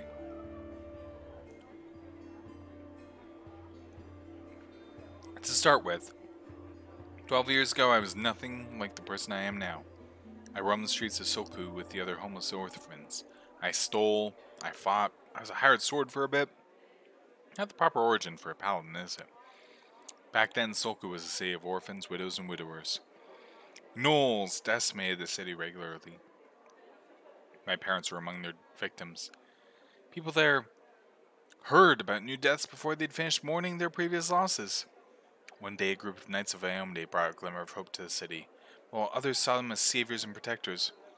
I was busy pricing up their noble horses and their gleaming mithril armor, wondering just how much one of their pretty swords could fetch. A thief lives one day at a time, that's what they say. I said I've never thought past the next job. I was able to sneak into the knight's camp and steal one of their mithril helms. And I was right there when a gnoll attacked the helm's owner.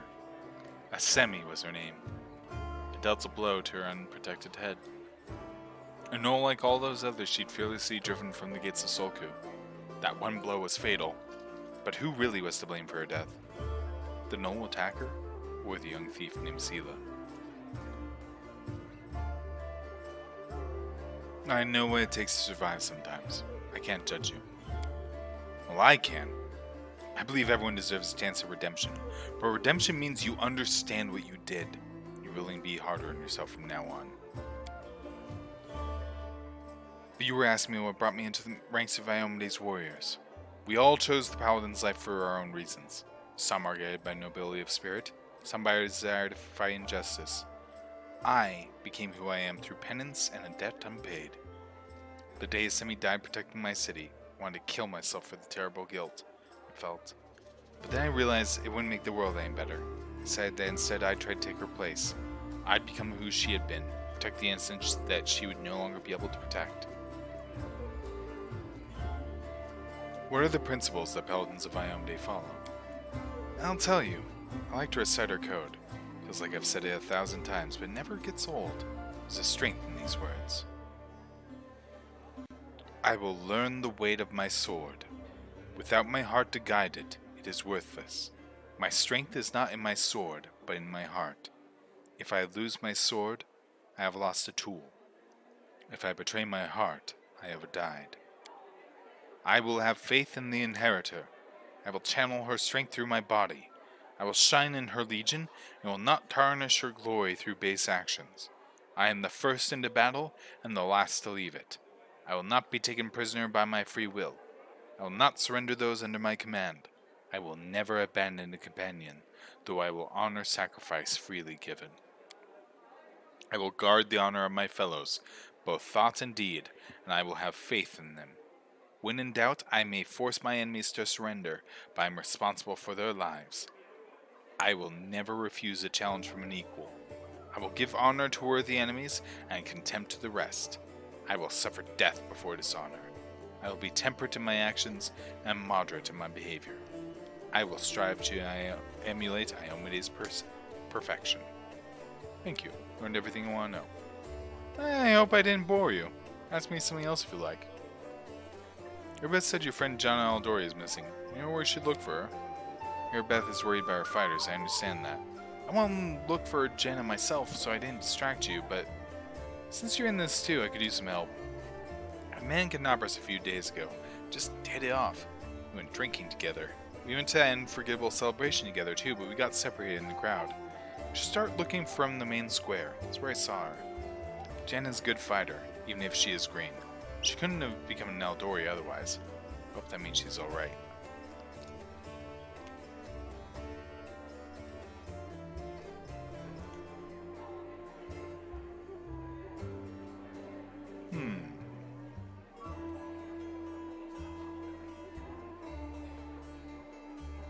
What do you think of what's going on in Canabras?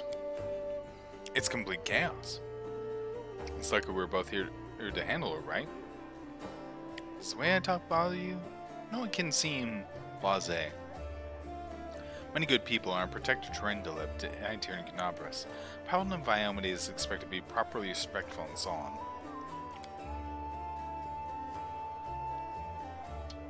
But I prefer to face my troubles with a smile and a bit of common sense. Grief is a weapon they'll use against you. It can undermine a warrior's spirit. It's better to hold off on grief till we've driven the last seeming cultists from the city. If we want to win, we can't be mourning our deceased day and night. Plus, joy heals the soul. It's nice when you and your commander think alike. Is fighting demons all you want, or are you looking for something more? How about covering myself in glory and becoming the hero of 100 ballads? At least a dozen, if they're lively ones. Be more serious, the area around the whirlwind is the best place for a paladin who wishes to defend the weak and serve good. Being part of the Crusade is reward enough for me. Something that worries me. I don't want to sound like I'm criticizing my brothers in arms, but the Eagle Watch and the other orders are faced with on just one aim, the war against the whirlwind.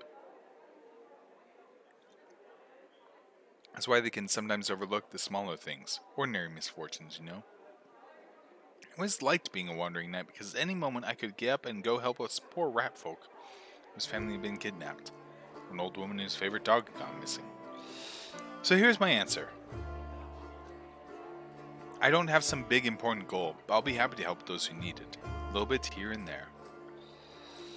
Thank you for speaking with me. Until next time. See you!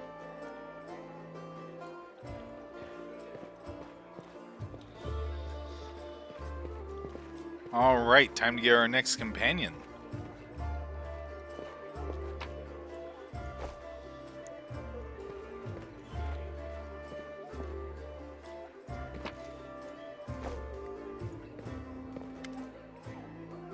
A tall, fragile-looking elf sits in front of you, eyes closed.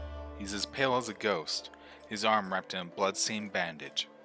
Spot other bandages on his body under his clothes. But even in such a miserable state, he manages to keep calm. Raising his eyes to meet yours, he says faintly, I am Foreign Autumn Haze, at your service. His pale lips are reddened by blood, but you see no signs of pain or fear in his gray eyes. Do you need help?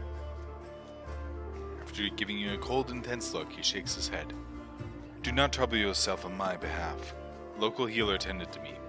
Besides, I come from a resilient, hardy people. My body will endure both the wounds and the poison delivered through them. Who are you? My name is Foreign Autumn Haze. I come here from Kyonin because I'm a hunter, and all minions of evil are my quarry. I won't say more than that, if you don't mind.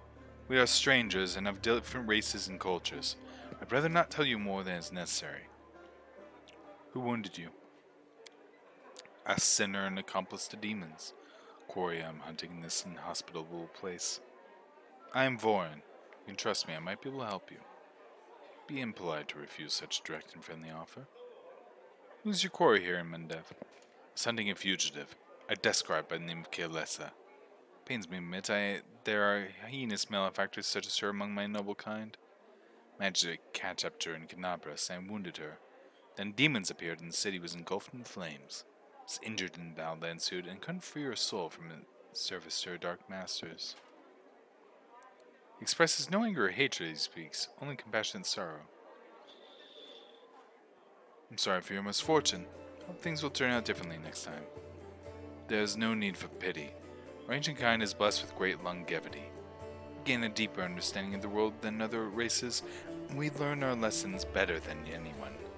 Because for learning from our mistakes as well. I survived, which means I will be more prepared when next we meet. What stage you in your hunt? Thank you. This is my mission. I'm used to facing all manner of terrors of my own. I do appreciate your willingness to help. If you happen to meet Kaelessa, take caution. Turn many innocent souls to the path of evil, and darkness has rewarded her with many gifts. Her appearance alone will tell you that. It is warped. The agate skin, the malicious stare of her blood-red eyes, the bestial teeth. She's more monster than elf at this point. What does she look like again? Skin is dark, her hair preternaturally white. Red eyes can see perfectly in the dark, which to my dismay I have come to know from experience. A bright light causes her kind pain. Using now chemical powder that exposed in dazzling flash, she cried out as if I had stabbed her. It's a fucking drow!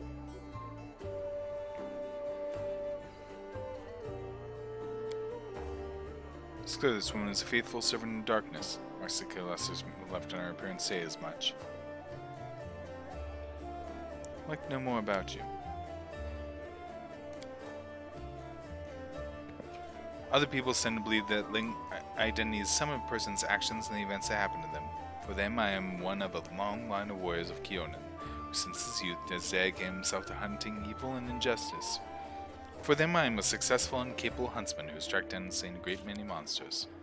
But I am an elf. For me, my identity has a different meaning. It's shaped by my place where I was born, that I love so deeply. I'm shaped by why I find beautiful and what makes my heart quicken, by the fears that come to me in the dead of night, by the things I find so intolerable that at sight of them, my very core darkens and fills with poison. Thus, to tell you who I am, I would require many days and much candor. There's more than you and I have at our disposal. Why did you choose to be a hunter of evil? As I am the son of a noble and proud nation. We are sometimes criticized for our arrogance, but no one dares doubt our honor. When a crime is committed, we cannot turn a blind eye. If we were to abandon our obligation to oppose evil, if we were to surrender this obligation to other races, we would also relinquish our preeminence. Who's the squirrel you brought you? Described by name of Kalessa.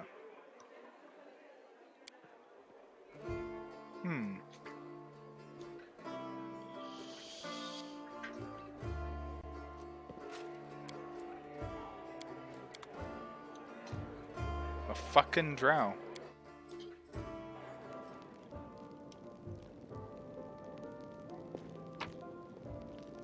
I don't know the lore of drow in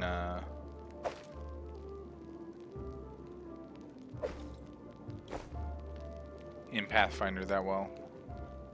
I'll freely admit that.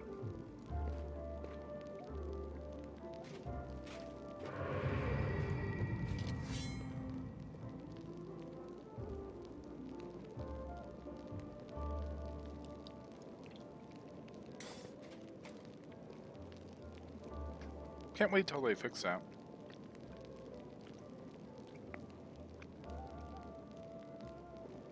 Surrender thy soul, Delvon. Iomude, protect us. Got you again. How many times is that today? Take your jokes and shove 'em, tiefling. Easy there, Chief. Don't hit me. Hey, Chief. Hey, Dreamboat, come over here. I want to talk to you about something. Something really important. Quit bothering the decent people in here, Woljif, or I'll knock your teeth out! Descendants of elves that stayed in Glorian during Earthfall. I'd buy that. That makes sense. And took refuge underground. That would make a lot of sense, actually. That's fair. Yeah, it's... I'm still... So I've used Pathfinder's systems a lot and was very setting agnostic. Like, most of my Pathfinder games, I didn't use its setting other than in its most base form. Like, I kept the gods and such often, but most of the time I just made my own settings and just used the rule set. So I'm not the most knowledgeable on Galarian lore. Yeah. Like, the more I learn of Galarian lore, the more I like it. But, like, honestly, before I did the Kingmaker Adventure Path, I'd never touched Galarian lore. And then, you know, I gained an even greater appreciation for it after the Kingmaker CRPG. And now, Wrath of the Righteous. Over time, I've grown to like Galarian lore more and more and more. It's just, you know, I'm still learning, and I freely admit that there's some things that I'm just not as aware of. No, absolutely. What's it to you, Delvin Dum-Dum? You were told to guard me, and I'm not stopping you. But no one told me I had to shut my trap. Who are you? Woljif. Woljif Jefto. I deal in useful things. I can get you whatever you want. Anything. But there's just one problem. What do you want from me? I'll lay it out for you. Simple job, 30 minutes tops. We go someplace, talk to someone, and in return, whatever you want, I'll get it for you. Some extra rations? No problem. Armor, weapons, scrolls, you name it. It's as good as yours.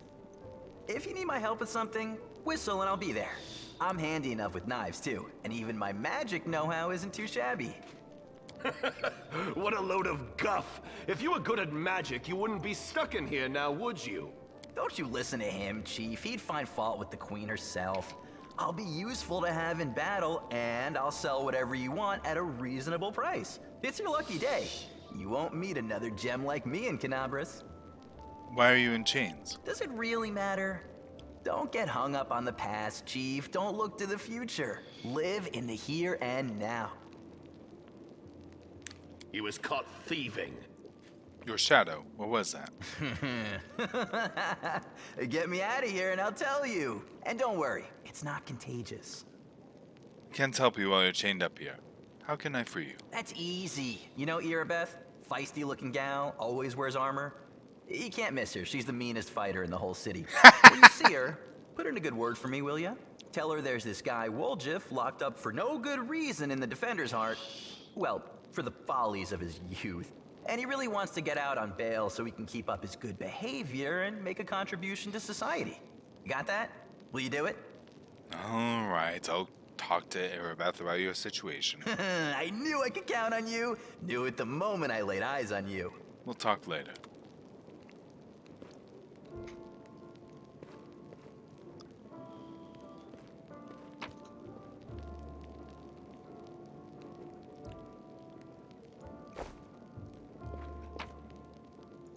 Anyways, we're gonna go ahead and do this puzzle again. I say again, but it's more just I know the solution from back when we played before.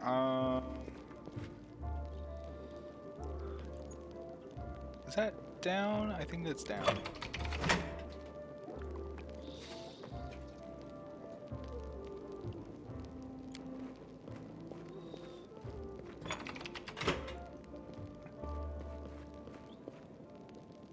Oh, they all have to be down. Okay, that's fine.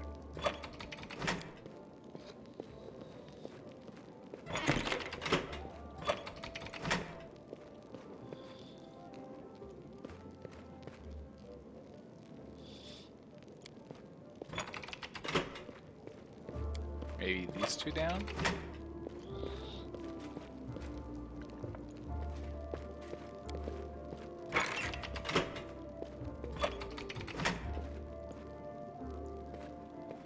Let's head out.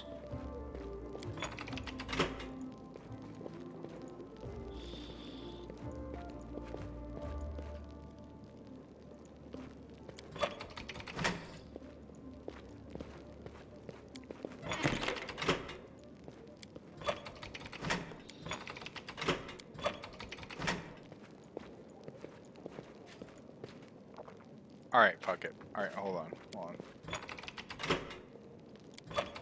That's up. Alright, we're gonna do this mathematically. Alright, or which is say we're gonna do this methodically. Alright. That down.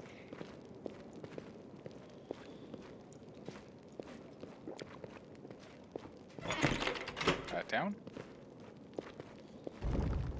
Hey, there we go.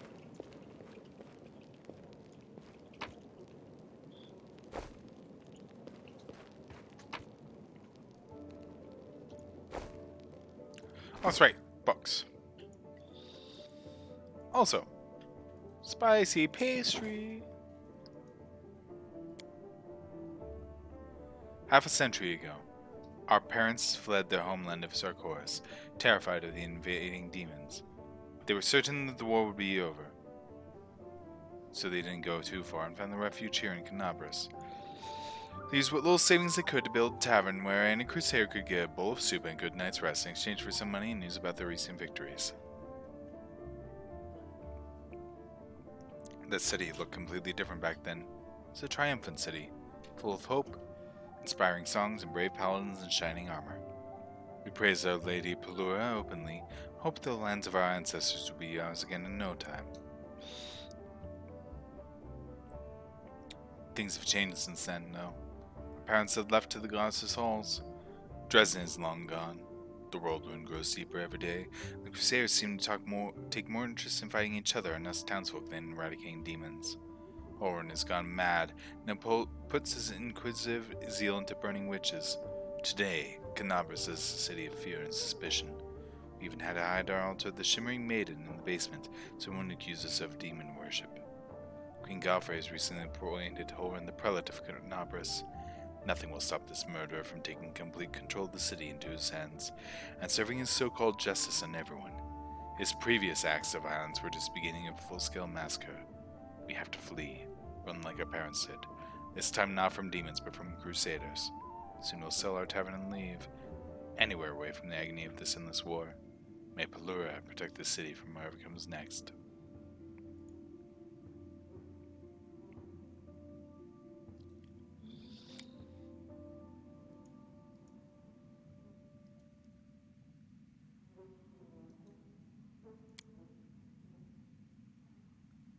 Spinner of nightmares.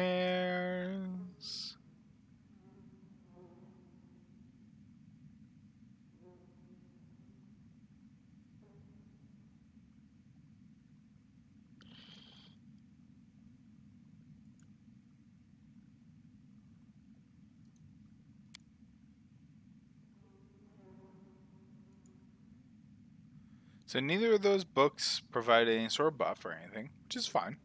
But there we go. Oh, why do we have a bunch of camping supplies and rations? Let me just drop those.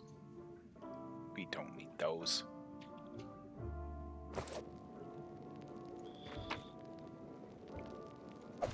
Headband of alluring charisma.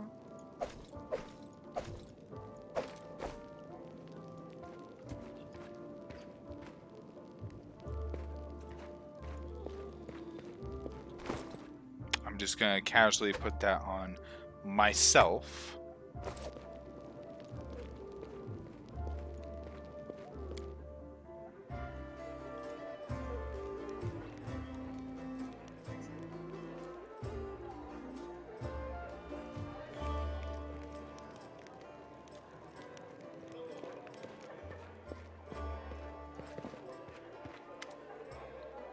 Any success? How's the city?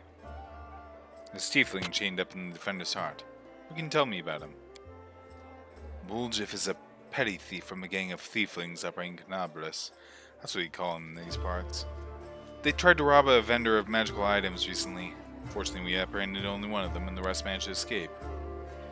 We have nowhere else to keep him apart from the defender's heart, but it's hardly a prison. Buljif knows it too. He's been begging us for days to let him go free or have someone vouch for him. So he asked you to put in a good word for him, hasn't he? If you want to recruit Woljif and put him to good use, go ahead and take him off our guard's hands. And he'll afford to let his soldiers spend their days watching over a middling thief. Hope the tiefling proves useful should you decide to take him along. What are the wardstones? Our greatest treasure. The shield given to us by Iomade herself and placing in Nabras and other Mendevian cities and fortresses by her herald. The chain of wardstones forms a protective barrier that stops the expansion of the whirlwind and keeps the demons from moving beyond its borders. I shudder to think what will happen if that barrier falls. Let me ask a few personal questions. Please, but I must warn you there are some things I don't have the right to discuss. Where are you from? I was born in Canabras. I grew up on a farm just outside it. My way back home lay at the end of a long and winding road. It took me years of traveling through foreign lands where I came to be where I've always belonged. How'd you become a paladin? I don't much like to remember it. Believe it or not, the story of how I became a paladin is also the story of how I failed to become a knight. My parents were crusaders. May their souls stand together in Iomede's celestial army. When I was born, they retired from the war and started preparing me— Ow! Sorry. To continue their legacy. But my father was an orc. You'd be pressed to find a calmer, wiser, and more pious servant of the goddess than he. But still, all his life he was dogged by sideways looks and whispers. When I grew older and it was time for me to serve, I decided anywhere but Canabras. That was where my father had served loyally. His only reward had been injustice. Besides, the witch hunters, led by the Honorable Prelate Holren, stalked the city with a heavy hand. Who knows what they have done to a strange girl with green skin? Instead, I went to— You can laugh if you want. I was young and foolish. I chose the last wall of all places. You can imagine how I'll always accept in a country that's been battling the orbs of Belkzen since its foundation. May they're like me, but we are all treated as second-class citizens. The locals, my green skin was worse than leper scabs.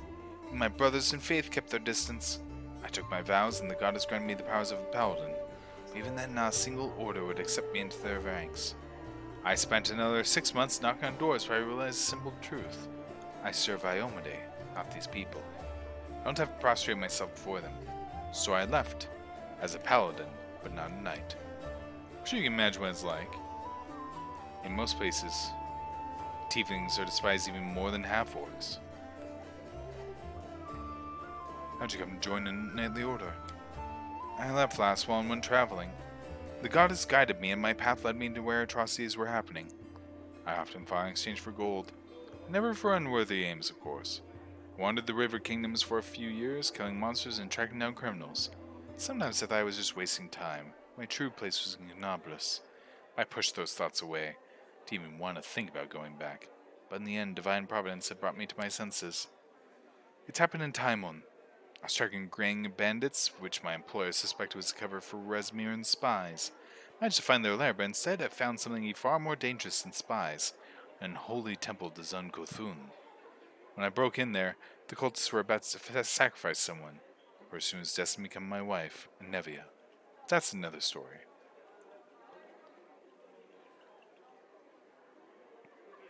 The God of Pain. The half-brother of Shaylin. After I cut down the cultists, I examined their papers and couldn't believe my eyes. A network of evil cultists spread throughout all of Aveston, including Mendev. Worse, the documents clearly showed that their allies, the Templars of the Avar Labyrinth, had infested my native Canobras, or even among the ranks of the Paladins. After that, delaying my homecoming would be tantamount to desertion. Luckily, I was no longer alone. Nevia was as eager to destroy the cultists as I was. Nevia and I hurried to Canobras. We couldn't trust anyone. The papers indicated the cultists had infiltrated everything. Luckily, I had some experience in investigation in my beloved. She knew her way around working locks, tailing people, trading information with the city's bottom feeders. Soon we defeated, not the whole Hydra, but a few of its heads. Do you know who turned out to be the leader of the cultists? The commander of the Eagle Watch. Can you imagine? While Pelotolin was chasing witches around the city, the enemy had infiltrated the very order responsible for internal security. The scandal reached the ears of the Queen. First she planned to disband the order in disgrace, but then she offered its command to me. Put salvation in my hands. Of course, there was one small catch. I wasn't a knight. I was made commander just the same, skipping the usual progression through the ranks. I can't imagine the followers of Zun Cthulhu in an alliance of demon worshippers. Shouldn't they hate each other? They should. Baphomet's minions are masters of deception. They manipulate Zun Cthulhu's butchers as easily as Amode's knights. The cultists from the unholy temple didn't know the truth face of their associates in Canobras. We ourselves learned the truth much later, after getting to the bottom of their nest. How do the people of Canobras feel about your background? They tolerated it surprisingly well. I shouldn't have been so wary. Crusaders don't tend to be prejudiced as a rule. After all, heroes from all over the world, even from other continents, come here to fight the demons. Apparently the people were only suspicious of full-blooded orcs. There are already many like me here, and we don't have any problems. Though the locals do have their superstitions. Mendev is as merciless as Lastwall. They just have a different set of victims. I kept seeing those same sideways looks and scowls, hearing the familiar whispers. Or once they turned to whisper behind my back and point at me, now they whisper in my ear and point at someone else. So strange, beyond the other side of humiliation. To wipe the spit from your face and suddenly be invited to change positions, spit someone else's. You must have figured it out by now. I'm talking about tieflings. It's true there are many of them among cultists and few among our crusaders. And our fighters do all they can to drive away those who would be our allies. People shun them, call them Irilu's spawn or worse, as if they chose to be born like that. I believe it's quite a feat to rise against the call of one's blood and join the forces of good. Still, most only see them as the enemy. Once saw a knight bleeding to death because he wouldn't let a tiefling priest touch his wound. Last I've been able to change this in all my time in Canobras. Perhaps you will. I hope your example will show others of your kind that they are needed here. Perhaps looking at you, even some of the cultists will see that birth does not consign you to a life in the service of evil. Tell me about Nevia. We met in Timon, and was wandering aimlessly from one ordeal to another. Returned to Canabras together to expose the Templars of the Ivory Labyrinth. The day the Queen knighted me was the second happiest day of my life. The first was the day of our wedding. But Nevia isn't just my beloved. She's my staunchest ally. We share every victory and defeat. The best of me is alive thanks to her. Thank you for saving her back then, the day Canabras fell. Before her return, the only thing giving me the strength to protect the offender's heart was hope that I'd see her again. We are in your debt. Alright, well tell me about the Eagle Watch. It was a small order created to fight not only demons but also the enemy within, to maintain the purity of the Paladin ranks, prevent heresy, and identify spies. And it failed miserably at that. The Templars of the Ivory Labyrinth infiltrated and formed their nest within its ranks. After the Queen entrusted me with leading the order, Nevia and I practically built it from scratch. We got rid of dead weight, people who weren't committed. We organized ways to transmit messages and orders safely. We introduced reliable ciphers. We found tacit allies around the city, from Crusader orders to street beggars. This was my personal crusade. Purged the city the Templars had infested. I thought I was winning. I could feel it. I was so close to driving the cultists of Canabras, but it's hard to admit, those successes didn't count for much when the demons entered the city. On the contrary, if it wasn't for you, there wouldn't be a headquarters at the Defender's Heart. Cultists would have served up platter to the demons. That's true. It's good that we achieved something. Thank you. Alright. Hey, see how they patched me up? I can run, jump, or dance a jig if I feel it. Are there any suspicious places in the city I should pay attention to? A couple of spots I wanted to check out, but I didn't have the time. If there really is a den of cultists there, it would be good if you could swoop in there and bust some heads. You don't even need the search warrant. First one's Silk and Thread. Funny little tailor shop that doesn't take any orders, never buys any fabric, but they always seem so busy. Busy with something in there, alright, but sewing it ain't. Hey, Raptor, we're doing alright. Second one is the alchemy shop, Topaz Solutions. They trade in everything, not just healing potions. Those might the ingredients I've been buying on the black market. There's something fishy about the alchemical rituals going down in that place. Tell me about yourself. I'd be happy to, but there's kind of nothing to tell. What's so interesting about me? Where are you from? Nowhere. I was blown in by the wind and found in a cabbage patch. Sorry, that's an old habit of mine. I don't like blabbing about my past, but you saved my skin, so I guess I kind of owe it to you not to clown around, right? I'm from Needle. I wouldn't wish my homeland on my worst enemy. You've heard of the place, I'm sure.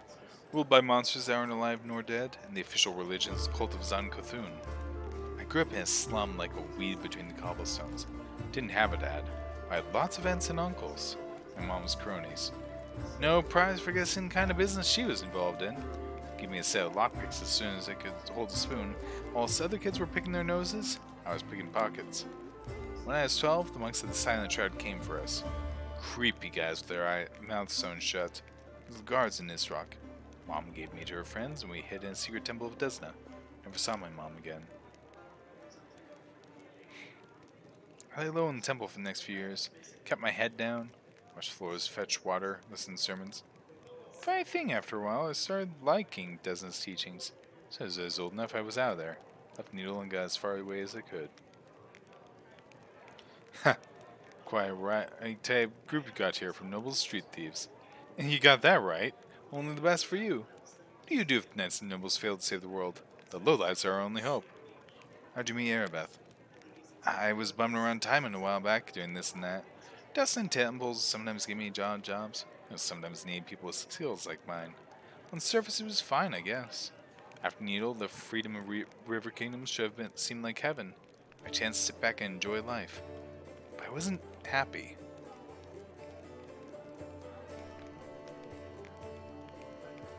There just wasn't any joy in my new life. I was all alone. No one cared about me, and I didn't really care about anyone either. I struggled to find a reason to drag myself out of bed every morning. Tying a stone around my neck and jumping in the nearest river started to look really appealing.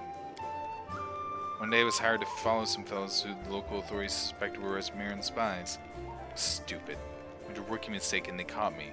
It's like my body had already decided to do what my mind had been fighting. Finally put me out of my misery. Get someone else to kill me since I didn't have the guts to do it myself. They grabbed me and I thought they'd gut me on the spot, but instead they hogtied me and dragged me off. Just like an animal going to the slaughter, my only thought was, let's get this over with. They brought me to their singing cave, threw me on their altar, and realized who it was. Kuthites from Needle. They tracked me down after all those years. I didn't care anymore. Wouldn't even care that they'd eaten me or whatever. Y'all gotta go sometime, right? So I was laying there, staring at those knives pointing at me, when fate rolled the dice and I hit the jackpot.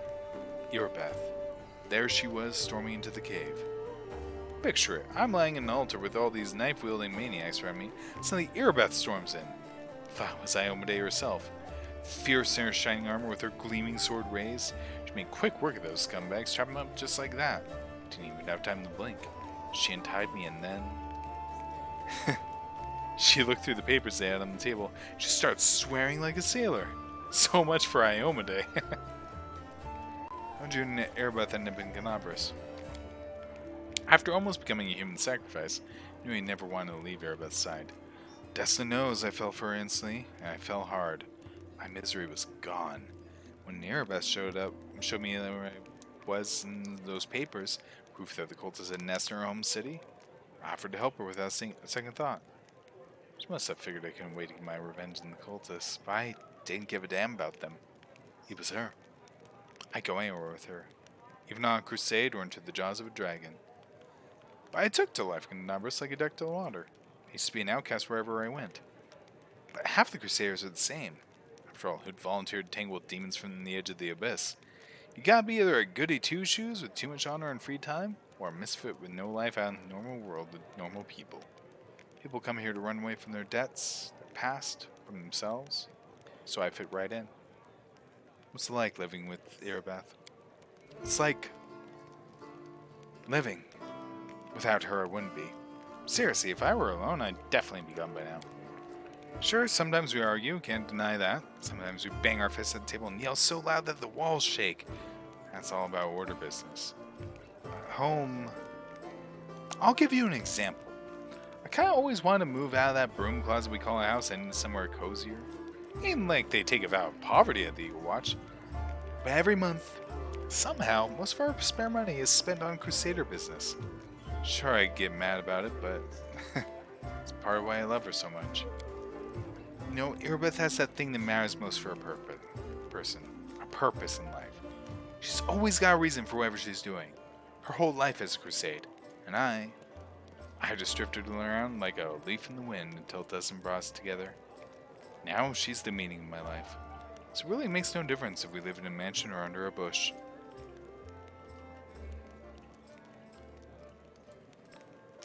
No, you're quite right.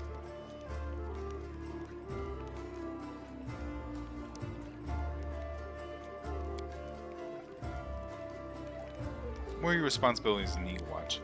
Nothing official, not even night, you know. Just hang around. Sure you want to know the details? Catching traitors and spies and cults is no walk in the park. It's a delicate job. Can't always do it all within the lair of the law. Well, if you surprise some suspicious blighter with an official search, everyone will know about it before long, starting with their cronies. Again, sneaking into people's houses at night ain't exactly legal. Crusaders can't be doing stuff like that, can they? I'm not exactly a knight.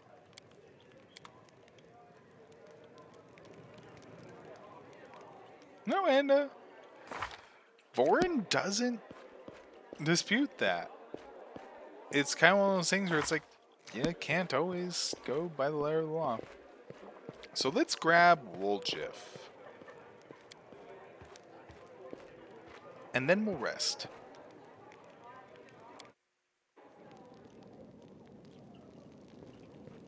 Well, Chief, what do you got for me? I talked to Irabeth and decided to make you part of my troop. We'll see how it goes. You must be a smooth talker. Come on, Delvin. Get these bracelets of yours off me. I'm going free. You're sure to regret this. This tiefling will fleece you for everything you've got. You're a bitter little man, Delvin. Petty and mean. You can't even be happy for me, can ya? I pity you. I'll leave you alone with your sad little soul. So long. And now, Chief, straight down to business. You see, I'm one of those guys that people around here call thieflings. We just call ourselves the family. After we knocked over that shop and I got stuck here in the Defender's Heart, a little bird told me that Big Sister Charisme wanted to see me. That she had some questions to ask me. You following? Now, she won't be asking me questions like, Woljif, how'd you manage to get out of this one? Or, Woljif, you're so thin, didn't they feed you? No, something serious has gone down, and I just know they want to try to pin something on me. I can feel it in my tail. So, I knew right away that I couldn't go alone. You turned up just in time, Chief. You don't need to do anything when we get there. Just stand behind me and look mean, and I'll handle the rest. Somehow. Let's go, I'll show you the way.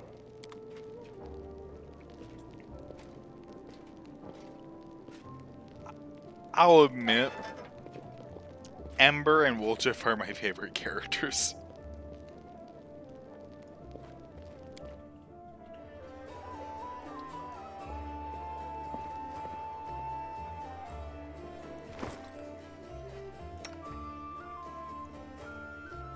Alright, he's got Brace of Armor +2 and 2 Masterwork Daggers.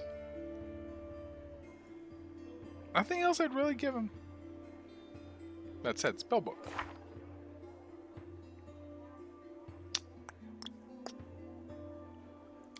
What feat do they give him? Double Slice? Scribe Scrolls? Okay, it's not terrible.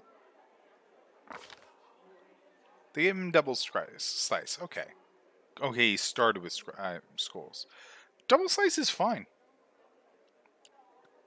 Wait.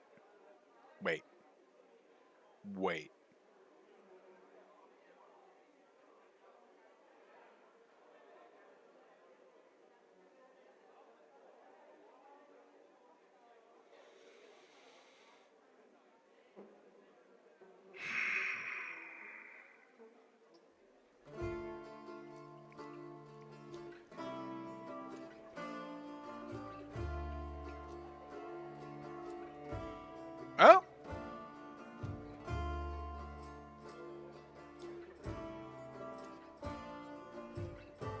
I see this +5.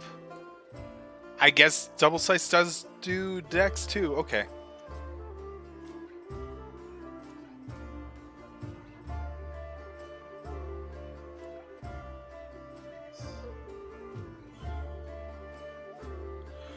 Finesse training. Whenever the rogue makes a successful melee attack with the dagger, adds their dexterity modifier instead of strength modifier to a damage roll.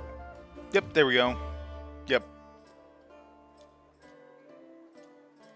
Okay, yeah, then no, yeah, Double Slice is fine. That's actually a really good feat. Okay, we're good.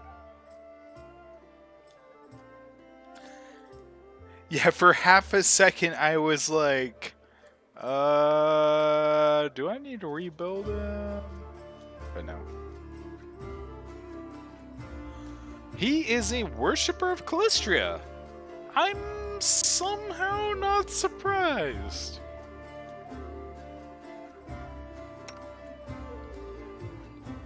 Lan's a worshipper of Iomade. You're a worshipper of the Green Faith. Okay. Meanwhile, that's no. Alright, let's go ahead and rest up.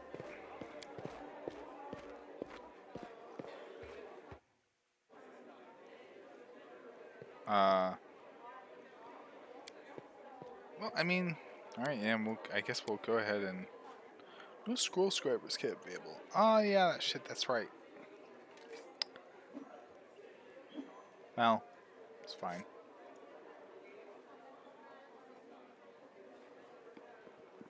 Shamans are strange. It's like you wield magic like clerics, but with strange spirits instead of gods. Makes me uneasy.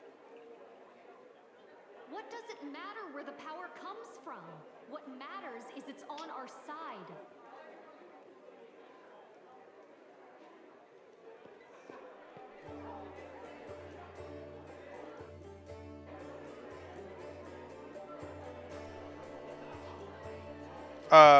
Yeah, Unchained Rogue is 1E.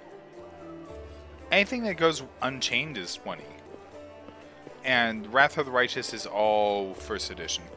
Both CRPGs are first edition.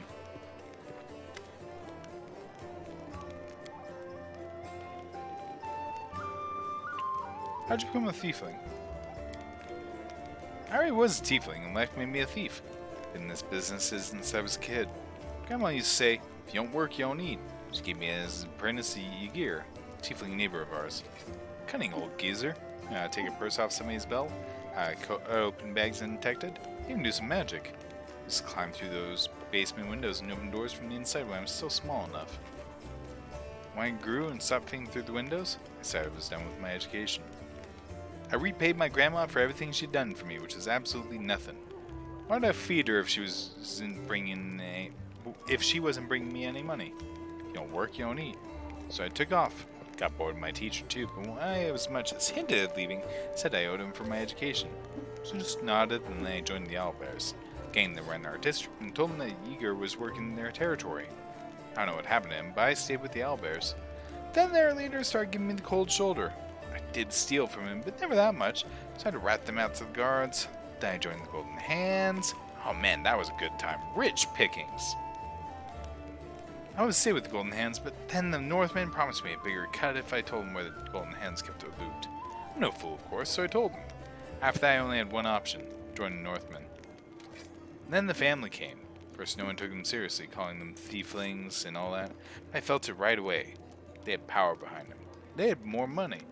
I'm always on the winner's side, Chief. That's why I joined the thieflings. Right on time. Some thugs came from the capital and made the Northmen leave. Ones who survived are in the family now, too. Are your family tieflings too? My family? It's an interesting story, actually, but I don't tell it to just anyone. My father and mother had a bakery. Their life was great, but the gods never blessed them with any children. One day, my mother went to the river to wash some clothes and saw a basket floating downstream. Inside the basket was a baby, adorable and chubby and fast asleep. It was yours truly. In my hand was a note spritz with expensive perfume that says, "Take care of my little angel." My mother brought me home, and she and my father realized right away that I was heaven sent. They raised me as their own. When I turned 15, my mother showed me my baby blanket. It's embroidered with the coat of arms of an unknown kingdom, all in gold thread. Ever since then, I've been looking for my real parents. It's not easy to see traveling. Traveling takes money. So if you have a few gold coins, I'll pay you back as soon as I find my real family. I'll give you my word. Doesn't sound very believable. Seriously? Usually everyone just believes everything I say. People love stories like that, you know. Cute baby, a basket, and a blanket. What's not to love? Look at me differently, as if I'm worth more just because the sheets I spit up on I've had a fancy coat of arms on them. If I really was a prince, I wouldn't just be sitting here. I can tell you that much. I've already gone to take what was rightfully mine. Then I'd come back with an army so I could watch the guards and merchants push me around on my life balance straight before me. That's not gonna happen. Want to hear the real story? The true story is boring. Family's human, both my mother and my father. They used to live in a village nearby, I forget the name. When my ma had me, my old man got so mad he almost killed her. Pinned her to the wall and started asking questions like why his son had horns and tail. My ma told him that my grandma,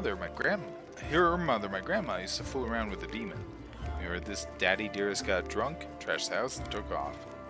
I'm remembering this because my grandma told me. I was about 3 years old when my mother brought me to Canabras and left me with my grandma. She said to her, "You and her demon have ruined my life, now you handle him." Then she left. I haven't seen her or my dad since. She did leave a blanket though, that part was true. My grandma burned it because it was infested with lice. It wasn't even good enough to use as a rag.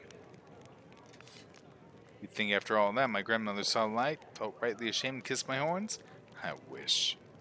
People used to give her trouble for fooling around with the demon. She wasn't welcome anywhere, so she got angry. Normal kids get bedtime stories, see, but the only tales I got told were how my dad was worthless, my mom was a slut, and I was demon spawn no one cared about. She only kept me so I could help her around the house and steal things she needed. So that's the truth. Tell me about the thieflings.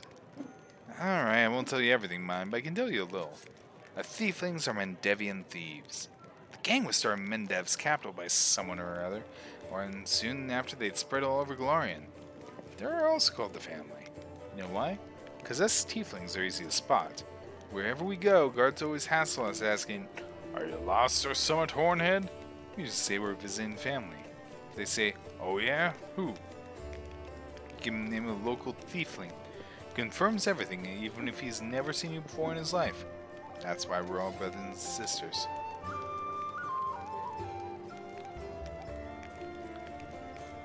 There are rules.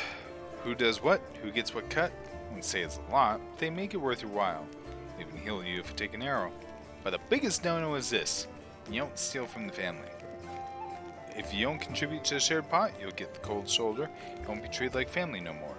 Then everyone will hear how you went to visit some relative who have farmed someplace. Best guess, farms in some underground well beneath Canabras where they breed grave worms.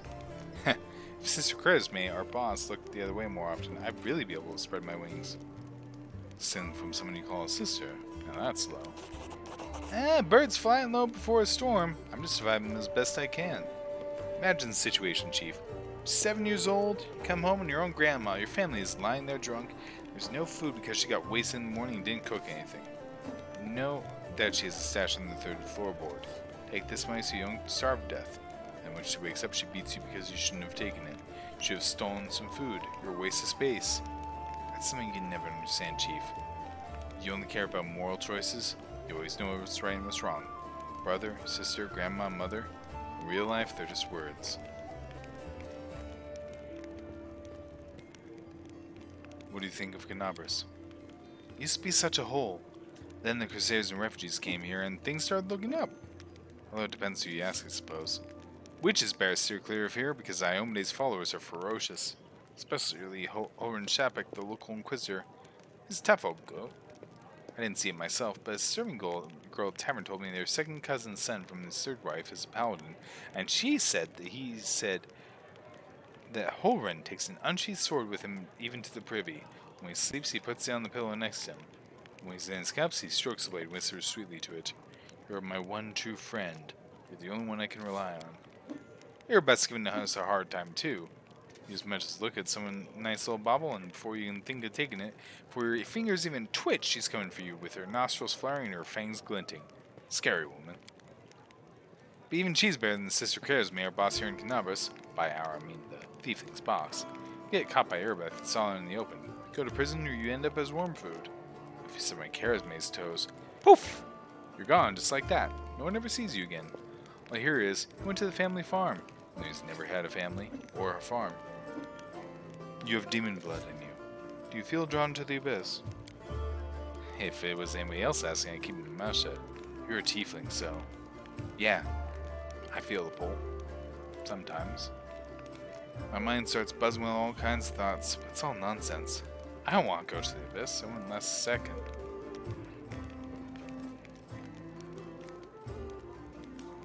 Your shadow looks so strange. What kind of magic is that? Ladies and gentlemen, roll up, no dark magic, no fraud, a trick without any deception. Woljif snaps his fingers and blue flame engulfs him. The shadow that was previously lying calmly at his feet grows, floating in the air behind him. It's the shadow of a huge horned, winged demon with claws. Ta-da! It doesn't do anything, it just looks scary. I remember when I was little, an old beggar showed me and my friends how to make shadow puppets. Put your fingers together in front of a light and it makes the shadow of a deer or a dog or a dove on the wall. I tried so hard I wanted to make the best shadow. And I did. It just happened. Funnily enough, that's the last time I had any real friends. They tried to stone me there, screaming at me, calling me a demon. A tiefling is always a demon to these wimps. Even the lowest ranking drunken gnome thinks he's better than me, just because he hasn't got horns or a tail. The poorest beggar and the filthiest gutter thinks he's better than me. Most people would never show their shadow again after that first time, but I don't care. If stones start flying again, I'll just run. I'm used to it by now. Looks formidable. I like it. What about the blue fire? That's my favorite part. And it doesn't burn at all. If I had a coin for every time I've caught a being for my little show here, I'd already be proposing Galfrey. Still, I want to give up something so beautiful.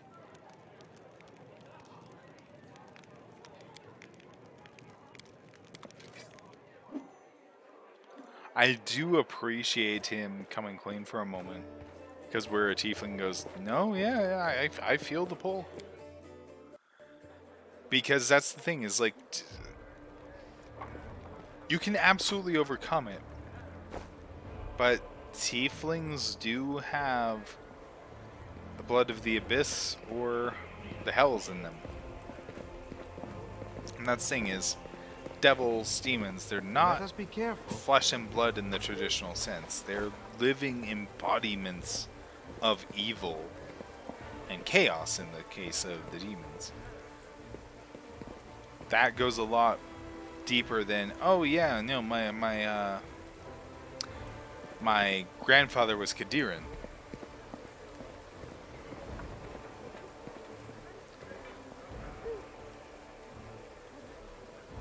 Devils are law and evil. Demons are chaos and evil. But both are evil.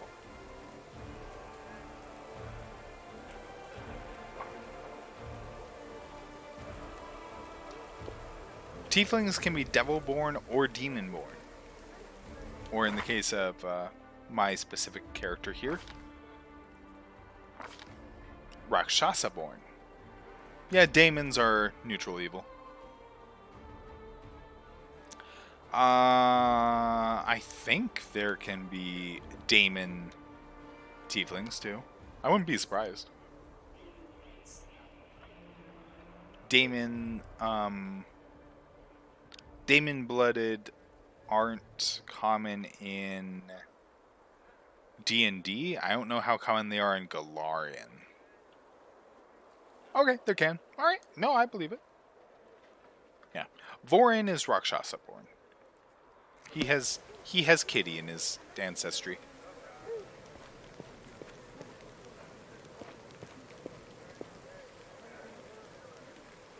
Grimspawn. Okay. No, absolutely.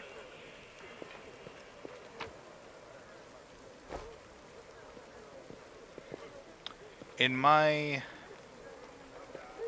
dumb headcanon, Vorin's hands are actually reversed.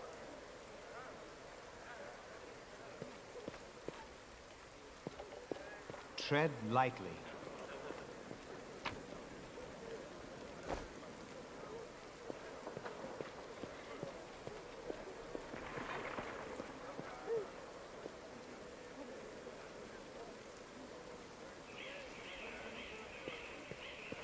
Or rather, the thumb is on the opposite side, I should say.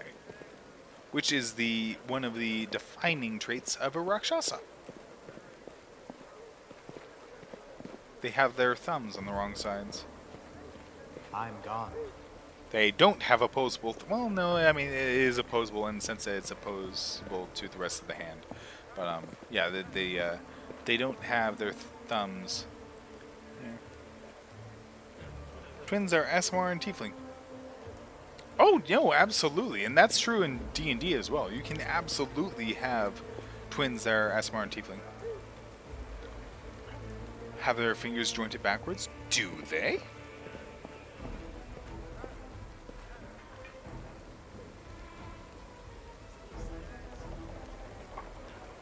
Is that Pathfinder? Not D&D happens differently? I'd argue there. Aasimar can skip generations, as can Tieflings. It's not specifically, you're always Tiefling, or specifically always... well, let me rephrase. You're right that in 5th edition, Tieflings consistently breed Tieflings, because they changed Tiefling lore. You are right. They changed Tiefling lore to make them a specific... they specifically... and this is base freaking Tiefling lore. It's different depending on the setting, but base Tiefling lore is they're descendants of a specific kingdom that made a pact with devils. And then from that point on, you consistently have tieflings. Follow And my even in 3.5, you then consistently have tieflings, but you can have someone who has Asmar blood fuck a tiefling and produce tieflings and Asmar. Yeah, 5e. Yeah, like when I speak of D&D lore, I'm often speaking of 3.5. 5e lore also has things like the Dragonborn, which are from Toral's alternate dimension moon thing. I wish I was kidding. That during the spell plague, parts of the moon and parts of the land got swapped, and so you had Dragonborn, and it's fucking dumb.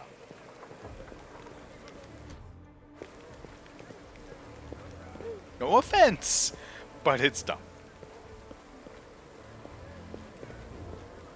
Elves are aliens in Pathfinder? No. No, they're not. Elves are from Galarian.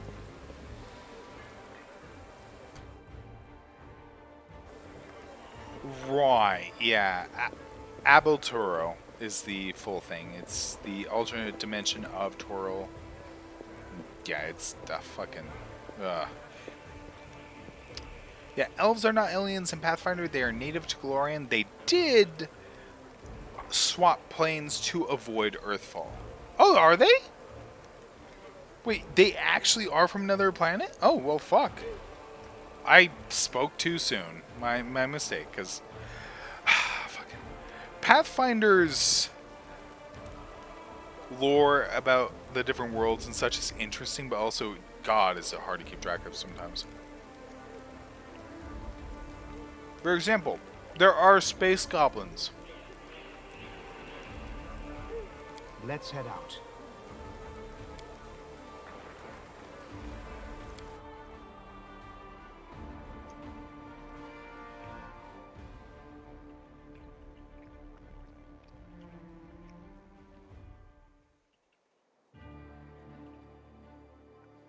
They're absolutely space goblins. And space goblins are cool. They have duct tape on their. Oh my god! I gotta. Hold on. I have to show this. Pretty okay knowledge. I didn't know that's like it's fucking shit. Give me a second.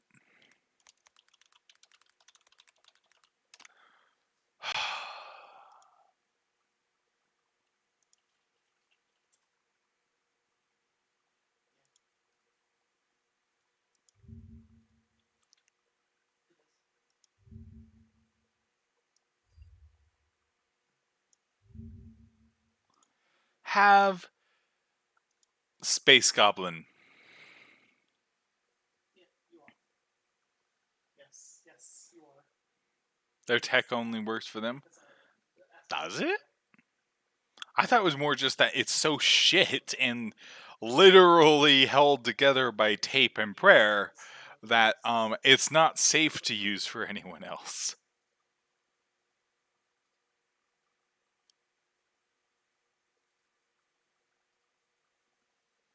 God, though, I only them know how to use it. Yeah, okay, that one I'll say. Yeah, it's just it's one of those things though. Like you get like a certain like beater car that's like, how the fuck does this even work? But you have the person who's owned it all this time, and they know it's like, all right, they sit in, they halfway roll down their window so that they can turn the key, and then they lock the door twice, and then it will start. Yeah, yeah, it's that sort of thing. No, it's no.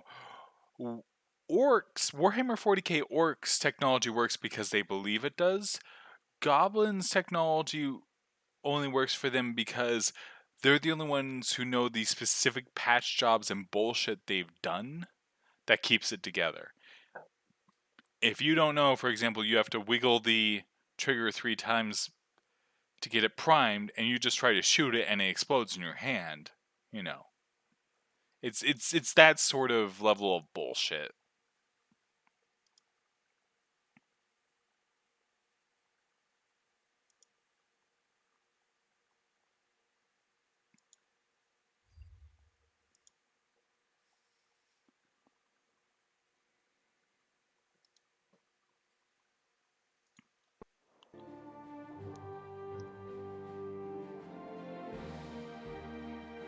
Oh, wait, there's one more person we have to talk to at Defender's Heart. I'll freely admit. So I got to play a Pathfinder campaign that was largely homebrew, but like didn't really change much of the lore for races or anything. So it was still by and large the same. And my half-elf summoner was alongside a goblin, and they somehow became best fucking friends. God, can I still find the art at all? Hold on. I know this is like not at all what we're actually doing and playing, but you know, still.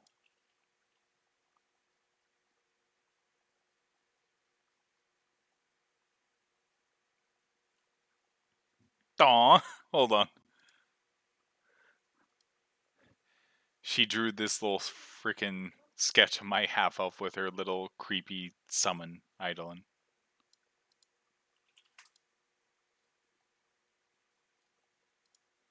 And the more official art.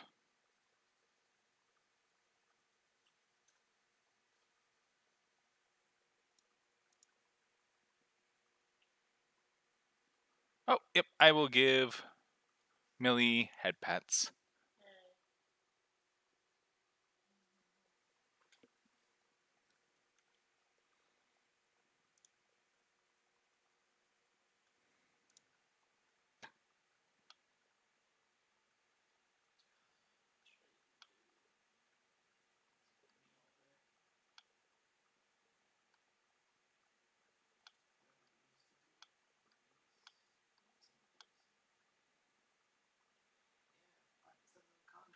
There we go. There she is. This was our goblin. Had a crush on my summoner. It was weird. It was one of the more fun campaigns I've played, and some of the best players as well. We also had this half orc running around. Like half our party was just monstrous characters, and then you had my freaking half elf. Yep. Here was our druid. Oh man.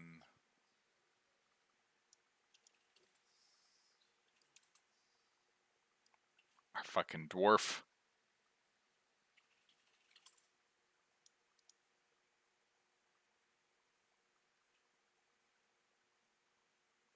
You are a good player. It is 100%.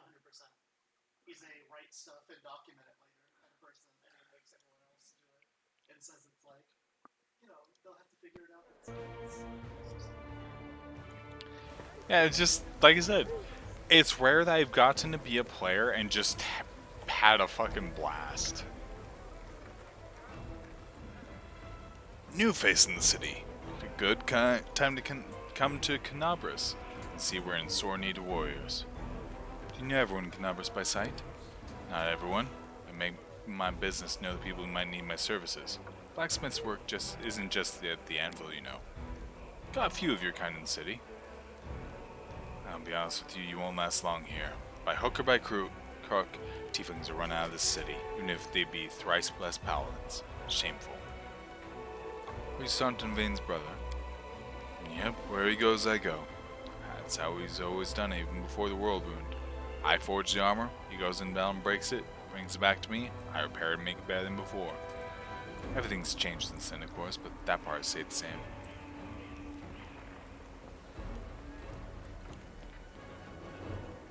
How was Staunton to blame for the fall of Dresden?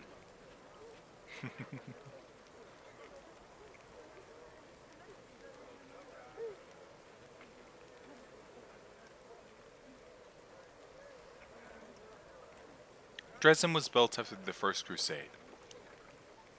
Back when it seemed like victory was ours for the taking, and that the demon invasion would soon be at an end. Population of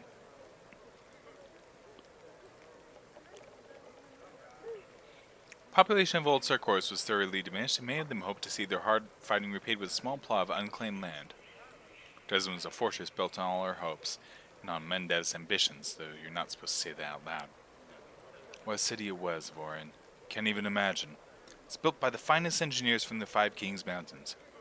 Queen Galfrey spelled no accents.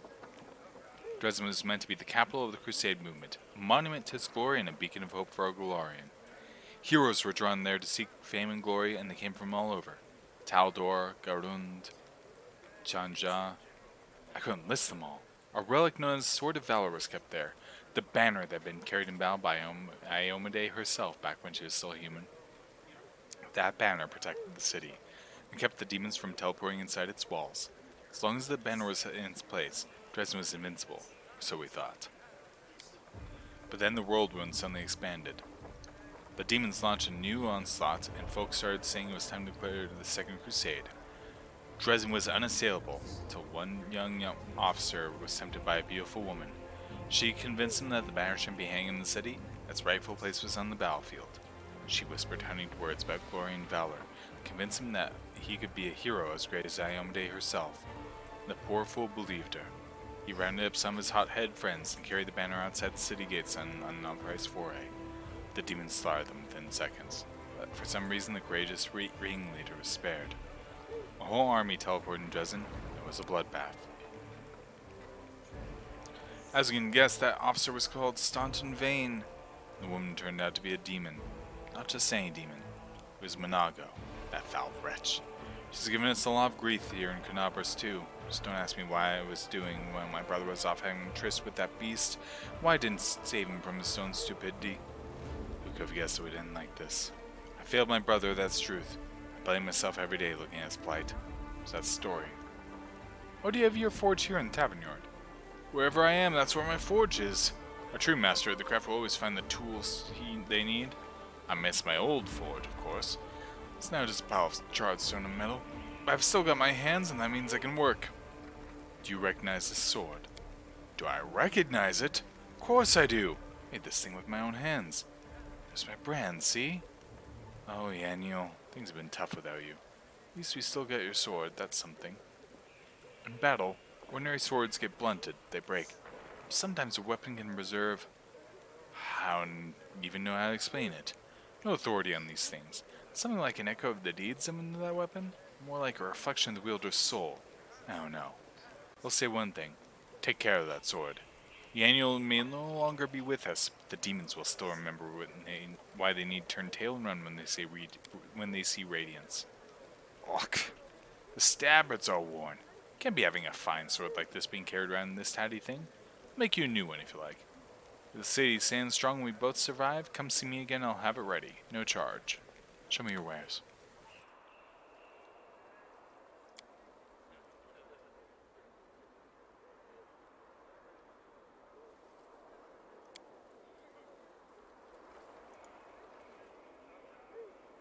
Hey, attrition dagger. Man, this was such a good... We got some mileage out of this. And we probably will again, but we'll see.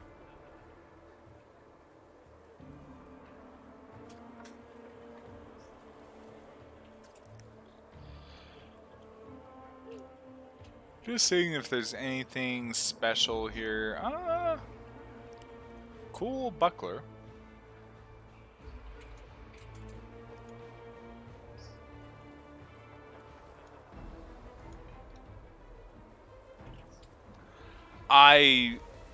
I have something else I'm saving up for, or I would. I'd just be like, here you go, Woldriff. I'm like, no, I want the ice plant. I really want that ice plant.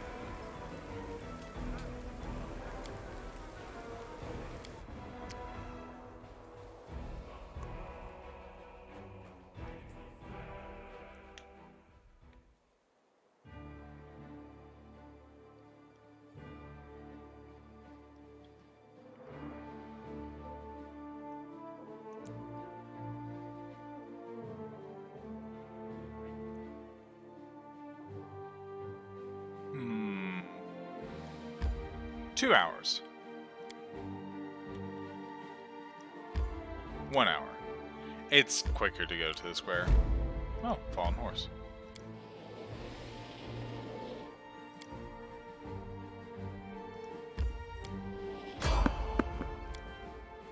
And now we have a fight.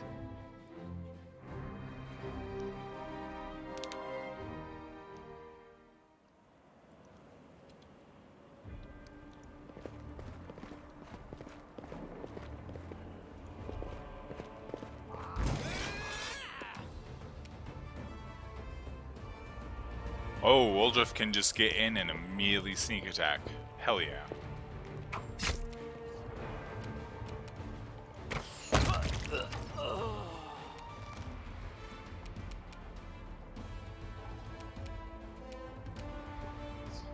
Attack! Nice shot.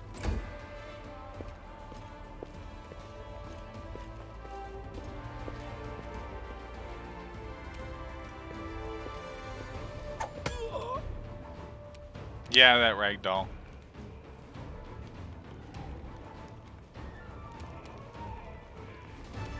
Come on, Sela. Take you! Nice strike.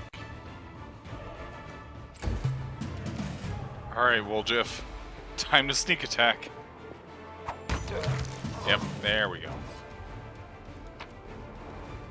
Oh no!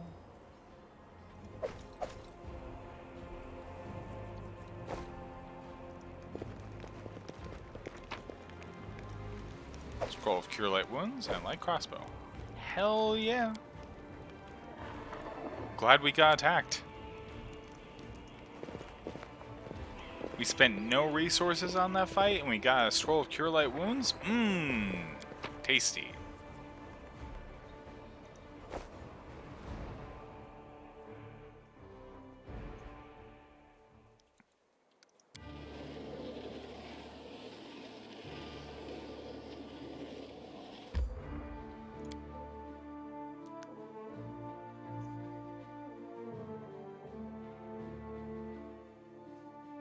We took out 2 cultists.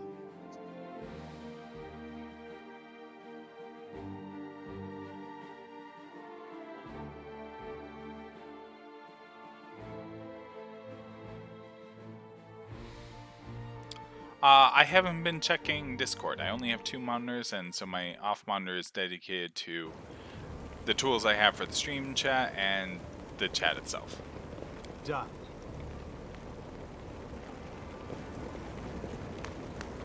Yeah, I'll go ahead and review that after the They stream. are the darkness.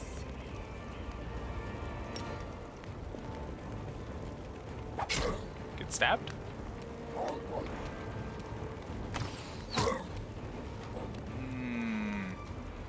That's not good. Woljif, you're about to get fucked.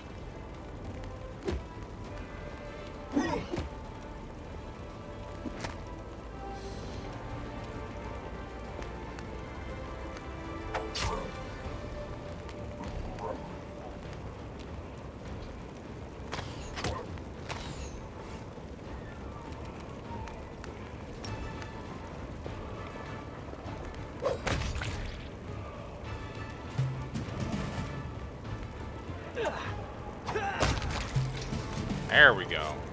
Anyways, Woljif. Mage armor time.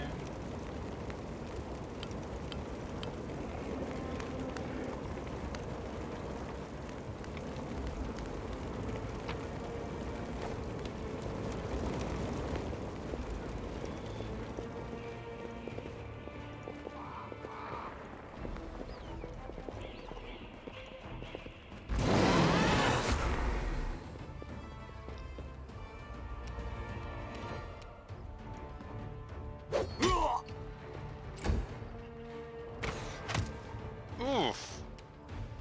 That's nasty.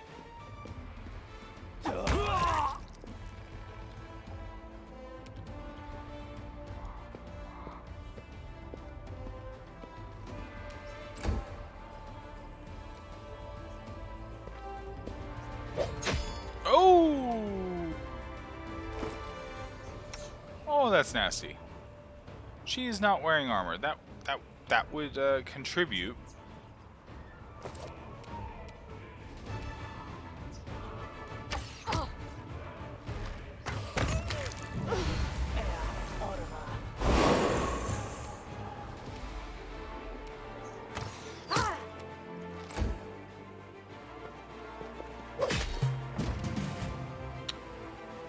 Oh boy.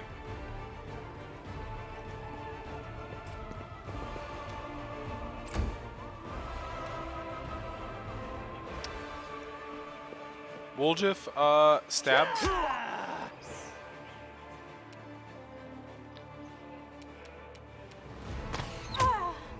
Shoot the mage, shoot the mage, shoot the mage. No, I remember why she's not wearing armor, and it's like, no, that's still the best option, but, it's just definitely one of those things where I'm like, ooh, I did not think of that. I forgot about that. Cover me, all right?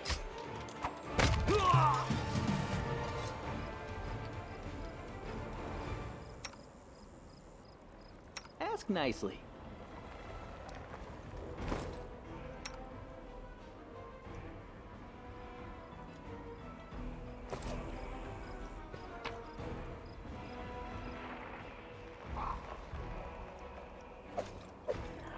I can temporarily give her, some leather armor, too. I'll give her some leather armor for right now.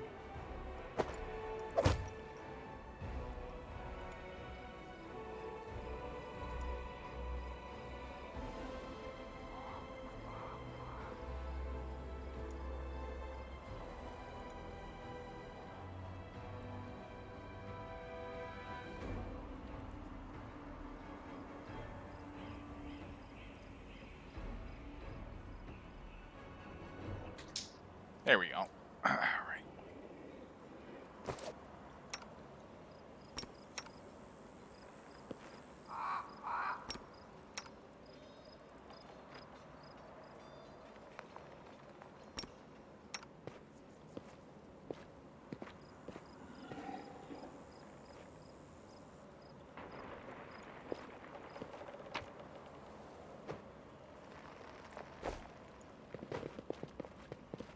Alright, we've cleared out those guys.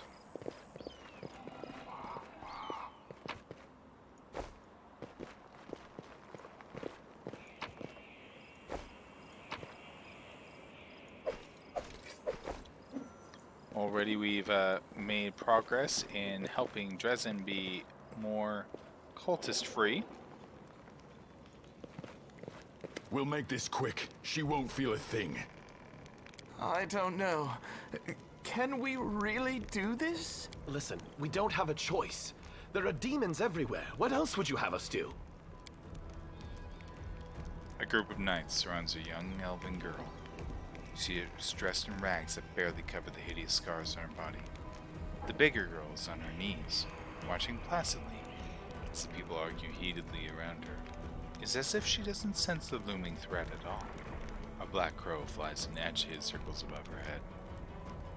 In Iomede's name, we're sorry, girl, but it is our duty. We have to do this, not for our own sake, but for the sake of everyone who can still be saved from the demons. If we don't win this battle, you won't have long to live anyway. They're insane. We've got to do something. I understand. You're scared. You feel powerless. You think this will help. You don't have to justify yourselves to me. Just do what you've decided to do. The girl smiles serenely, as though she isn't at risk of imminent death. Also, I'm going to show a thing real quick. You see this art of her, walking away from the burning building and all of that stuff. So, Owlcat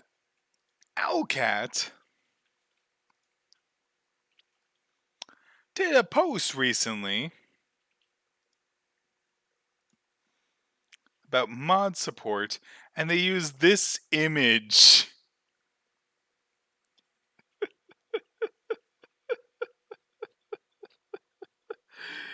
And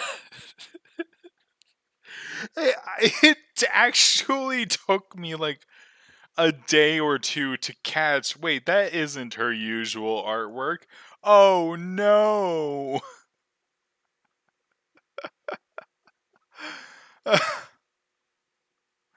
Anyways, I thought I'd just share that because that was definitely a thing. Hey, Ann.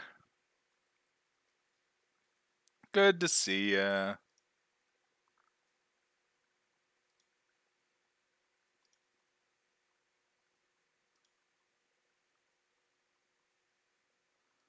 Alright. What's going on here? We... Our weapons barely scratch the demon's hides. We're sacrificing this girl to Iomade so we can consecrate our weapons with her innocent blood and gain the power to destroy the spawn of the abyss. Thank you for the subs, both Instara and the gift sub from Zarin to Dubagella.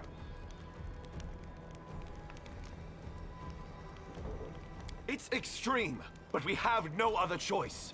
We have to defend this city somehow, or else we'll all perish, including her.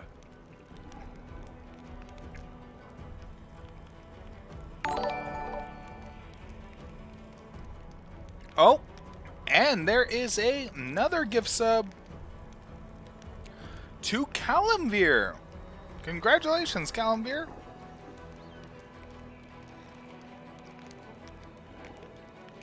If anyone deserves a gift sub, it's you.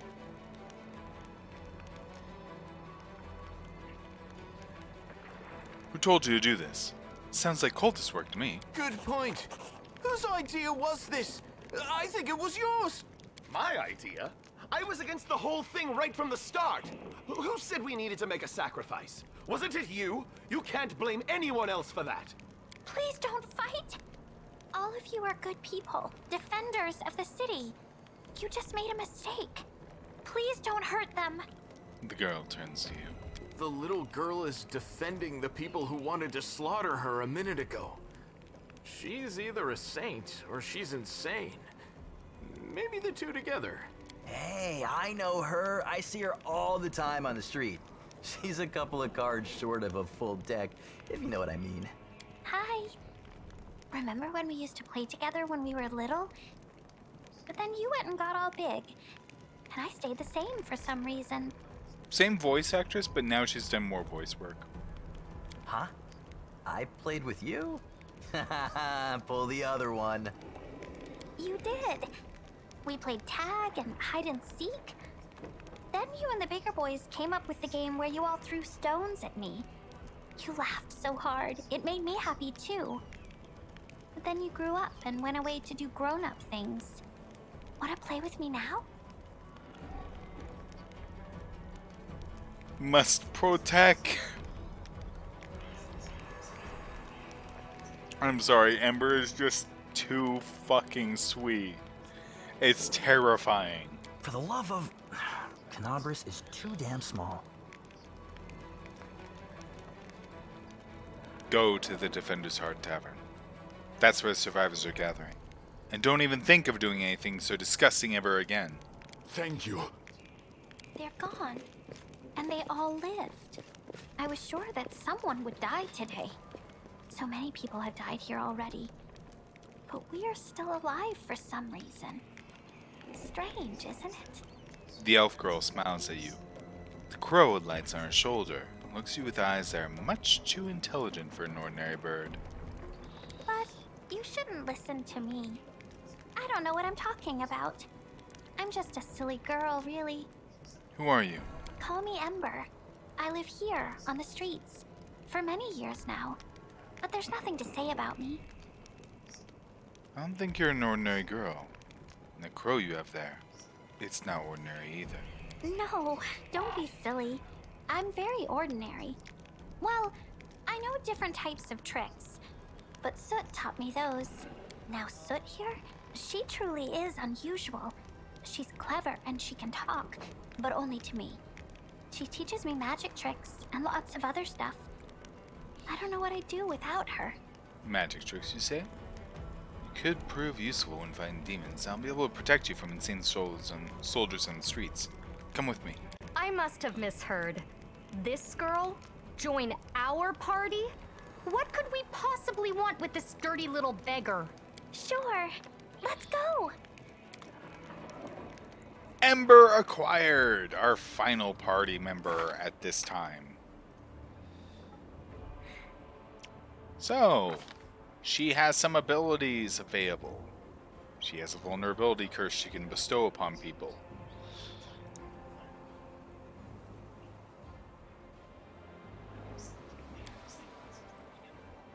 The problem is, that's about all she has right now. I mean, she has spells too, luckily.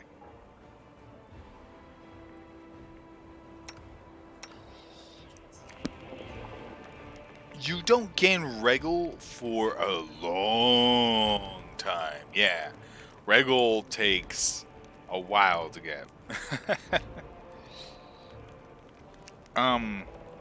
Sadly also, I'm like looking at our party going, I don't know how well he'd like the, you know, chaotic good fucking tiefling. No, I'm not using this party whole game. There's a couple people I'll probably substitute. As an example, I'll probably swap out at least one person for Nenio. Arushale as well. Arushale will absolutely be a member of the party. Arushale, for example, would replace Camellia. Like, hands down, if Nenio did not already. Or she would replace Lan. Or, you know, I'd figure out something. People would get replaced. It's actually a thing where it's like, I don't fully know if we will keep Ember in the party, sadly. I love Ember, but I'm like, I don't know how well she fits in everything. Aru?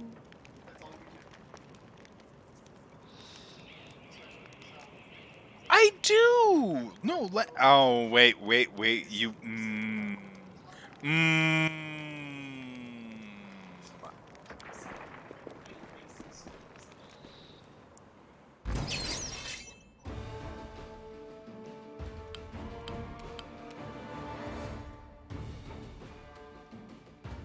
Oh, God. Hey, everyone. Who likes swarms?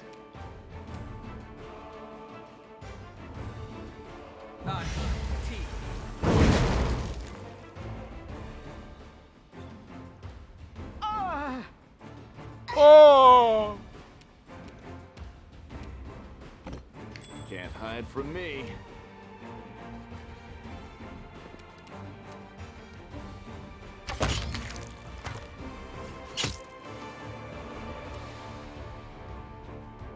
Unknown key is attacking us.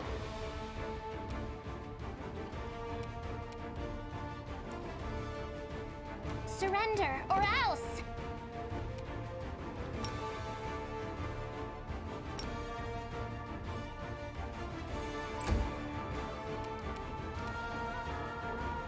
The Inheritor, guide my blade. Yeah. Today on, please everyone, do remember that this is an early beta.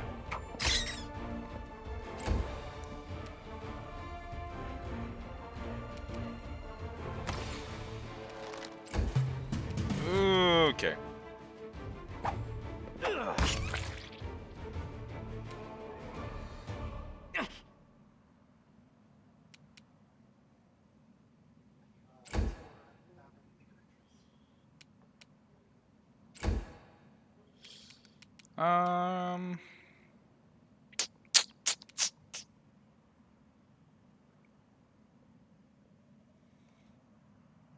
Yeah, it's not that early. It's gonna be a little bit more than that. Into the fray. But oh yeah, is it only 2 weeks away though? Jesus, I'm gonna have to stream more.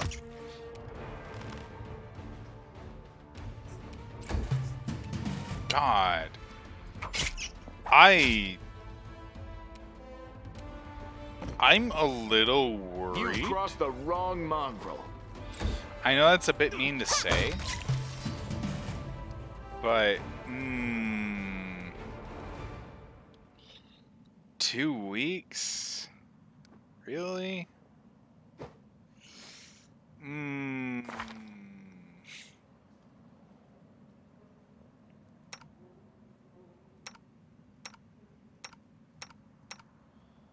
Okay.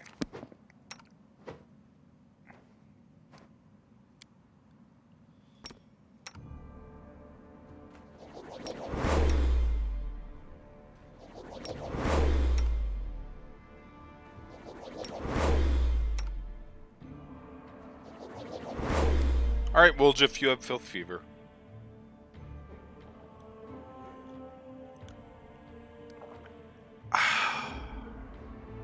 You're right, but there's a lot of significant problems. For example, the quote-unquote cutscenes where then they have the not voice-acted spoken lines not appearing until after the cutscene, and like these broken names, etc. It's like I said, I believe Let us be careful. in the project, and like I'm sure it'll be fine. It's just one of those moments where I'm like, This is my kind of work. you're not delaying it? Really? You sure?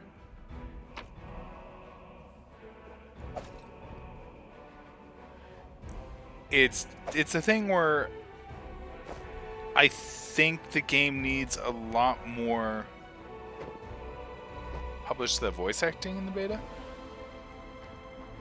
No, this is a new bug. It used to be that during those cutscenes you would have the text appear over the person's head as they were talking. Much like it does in Kingmaker or such, even when there's no voice acting. And now, for some reason, that's all vanished. So it's just one of those things where it's like,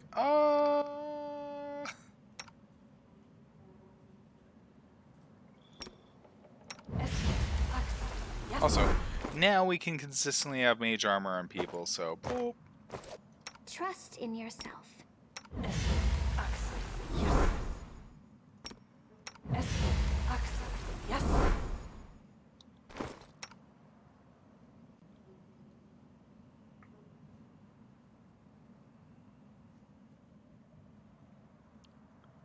I mean, like, there better be a day one patch.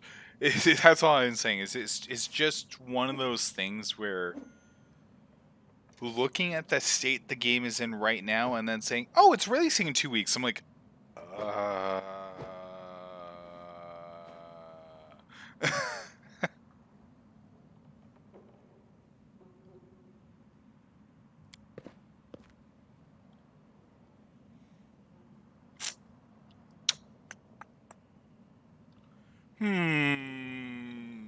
Finish the summoning ritual or destroy the magic circle.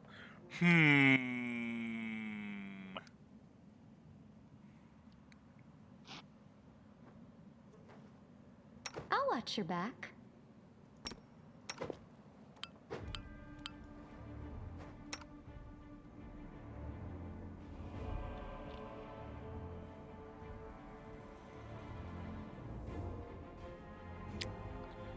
I'm just casually quick saving for no reason. Don't worry about it.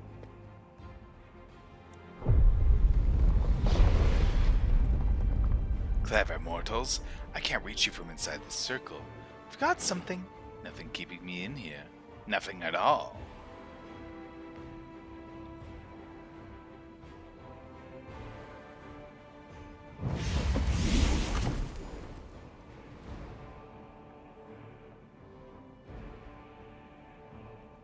Oops.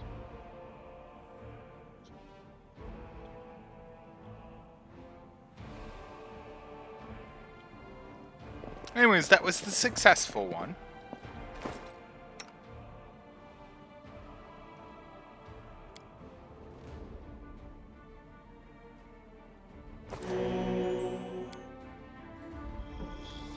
Yeah, that'll come back to bite us, don't worry.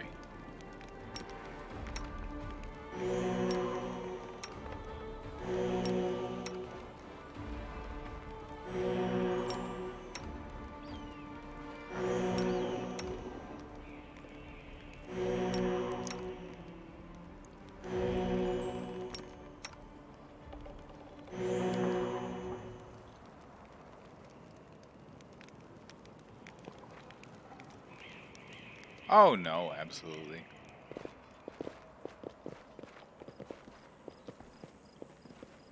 Yeah.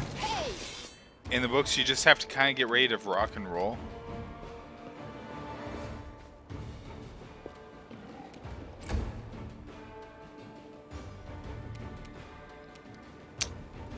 You know, that's a large group of people just ready to get slip and slide.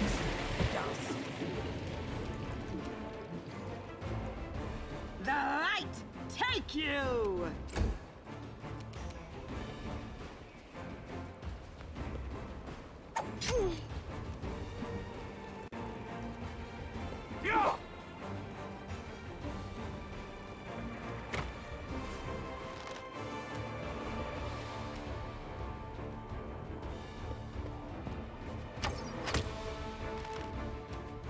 Perfect formation for a fireball. Oh, if only we were higher enough level. Because you're not wrong. Too late for apologies.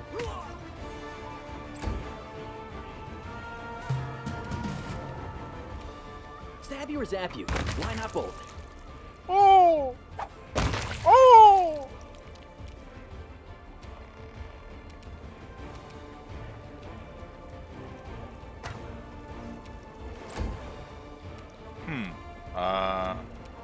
How do I want to do this?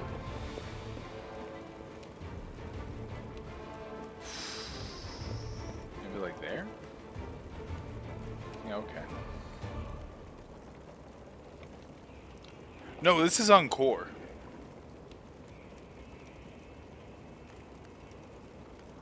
Core with one distinction.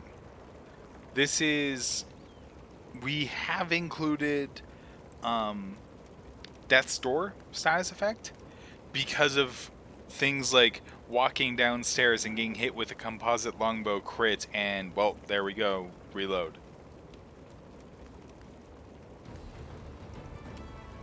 Yeah, it's core with Death's Door. I don't even turn off carry weight, but yeah, no, Death's Door is one of those things, it's the equivalent of the DM that rolls behind the screen who rolled a crit and realized he would have just one-shot you and him going, and you're downed. You're not dead though. Our tabletop party has no experience with composite longbow crits. You are correct because she did not have a composite longbow. If she had had a composite longbow, yes, your Magus would be dead. You are right.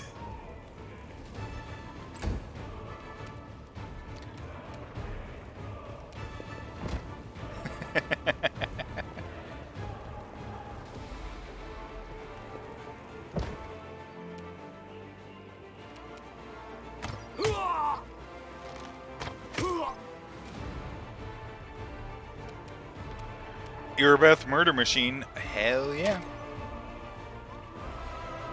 Also, anyone wants to know why Ember is going to routinely miss? -4 from Blackened. She just rolls a straight 20. Which means she literally can't hit unless she crits. Yeah, Ember is not going to be doing physical attacks. Unfortunately, she doesn't oh, she has Divine Zap! Oh, well, I'll give her that. Fuck it. That's better than her, like, trying to...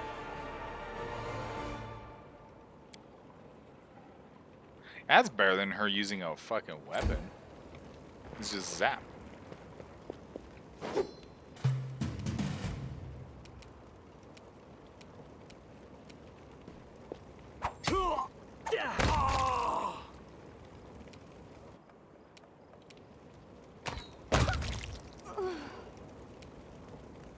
I'm in awe that worked.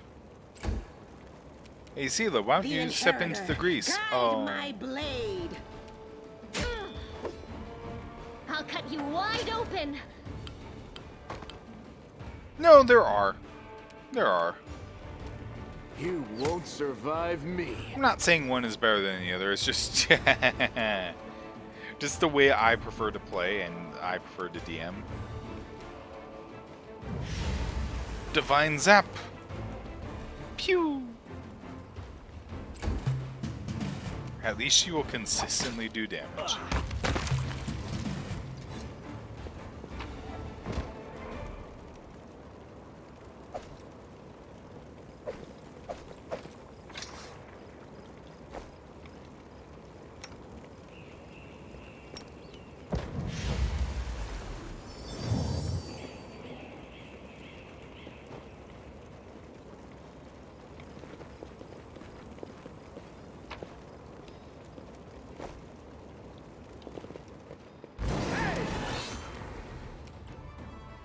Intercept and help the Crusaders.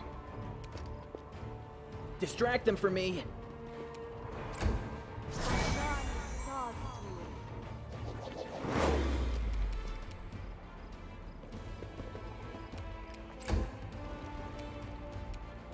No glory without risk!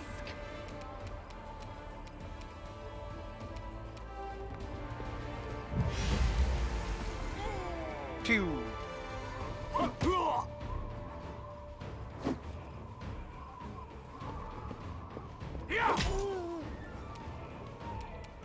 Alright, Vorin. Here's your goal. Fly to the angels.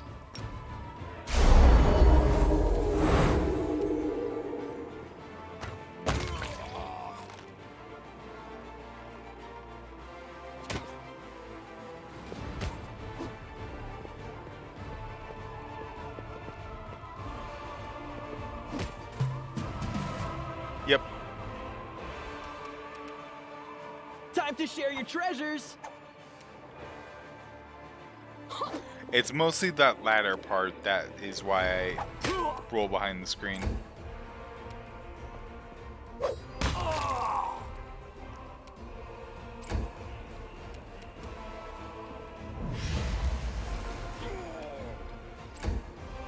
One damage is more than I would usually be expecting from her.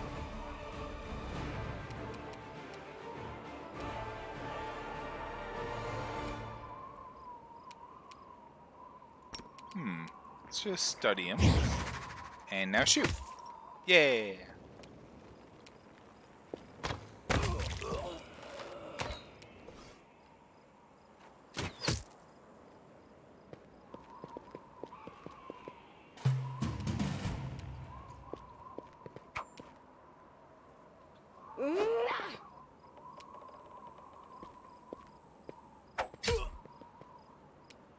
The light, take you!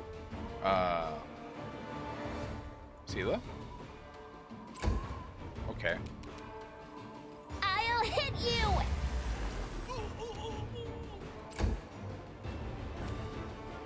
Alright, study target. Fire. Oh. Endure this!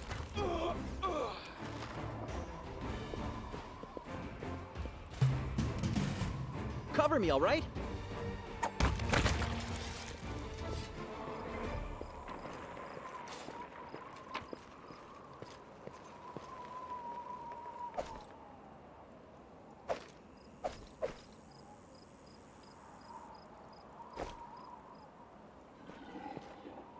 By the order of Commander Terabade, we are searching the city and helping the wounded.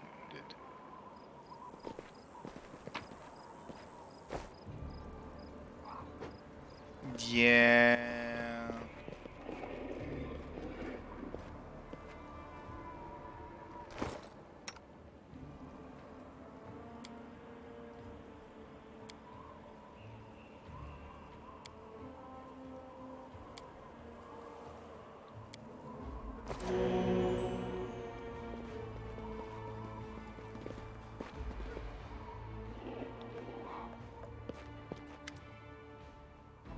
The elf hunched up next to you is clutching a small but deep puncture wound. Her appearance is quite remarkable, skin blacker than any Garundi's. Her teeth are fanged, and her hair is as gray as Crone's. Crimson's eyes glare at you with a gleam of malice. What are you looking at, soldier? Like what you see? Oh, fuck. Shit.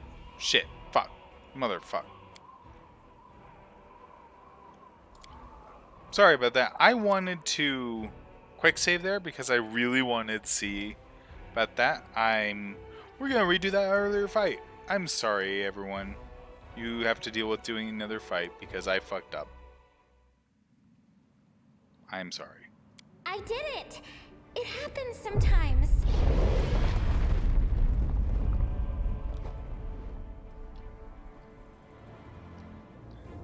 But I'm just like, this is content that did not exist before.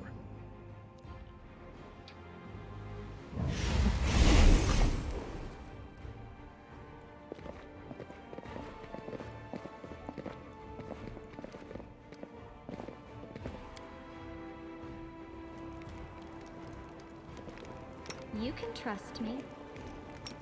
It should work. Is it flawed?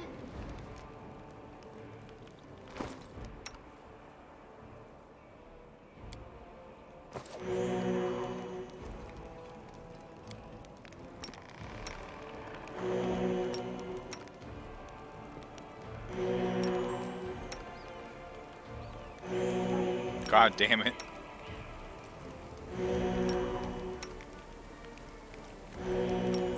Fuck it. Man, you've had enough. Can we roll more than 2? That's technically more than 2. Well, there went the Wand of Cure Light Wounds.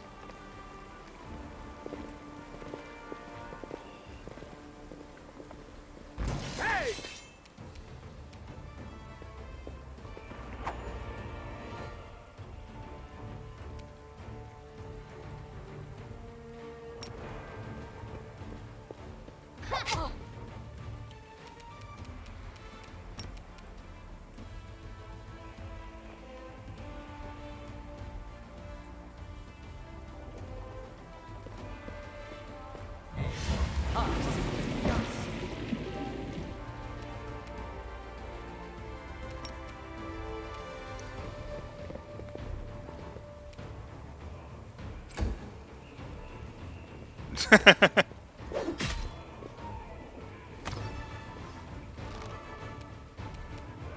You've crossed the wrong mongrel.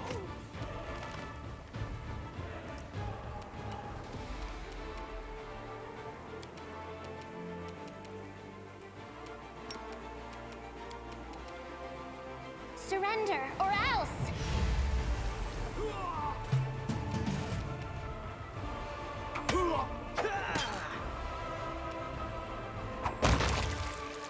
Stab.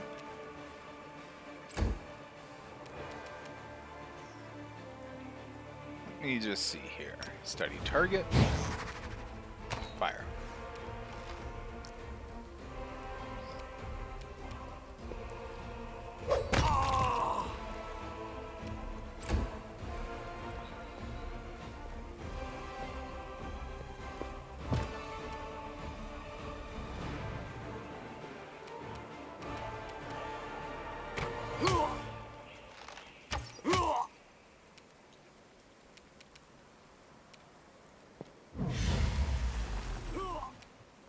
No. So the thing is for steady target, sneak attack applies steady target automatically, but you can also study a target as a move action.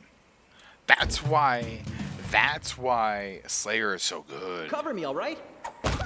That's why Range Slayer is completely viable, and that's why I took it as a dip for my Bard. Yeah, later on you can do it as a swift action too. Yeah, Slayer is one of my favorite classes for a reason.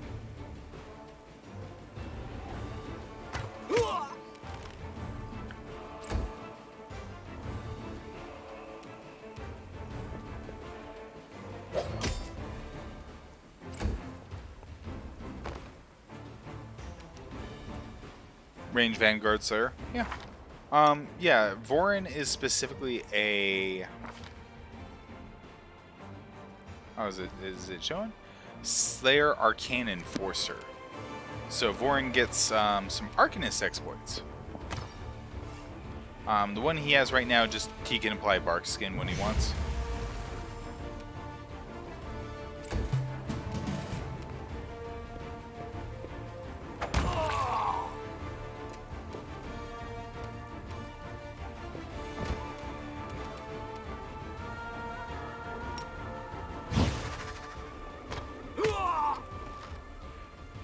Yeah, no, I feel you.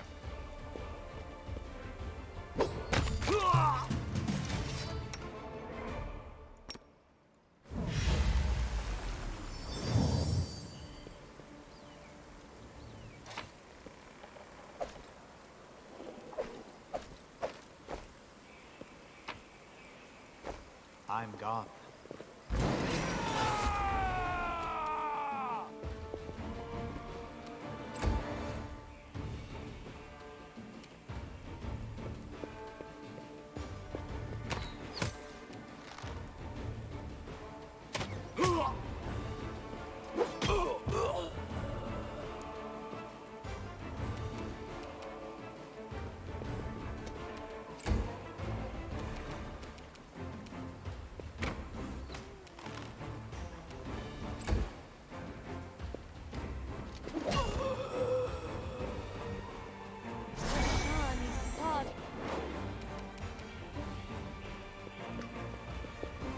Yeah. No, I definitely plan to be doing something like this as well on release.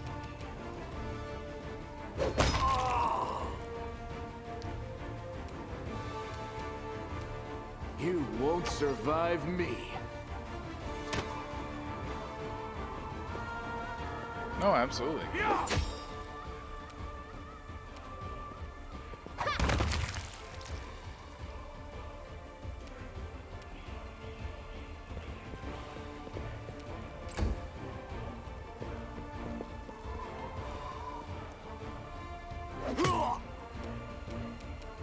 Too late for apologies.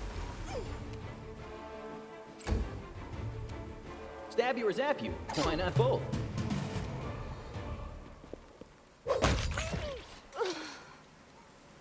Yeet!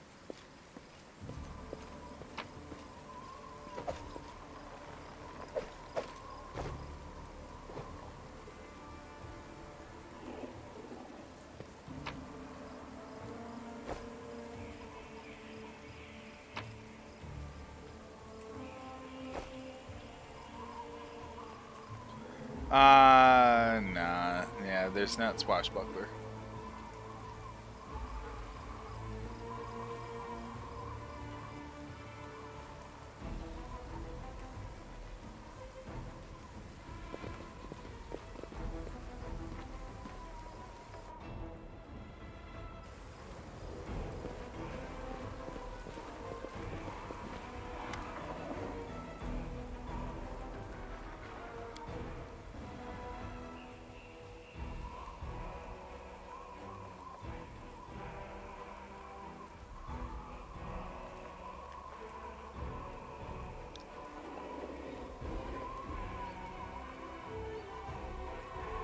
I'm trying this again. I know it's Save Scum, but I'm really curious to see this. Because I'm sitting there going, it's a fucking drow.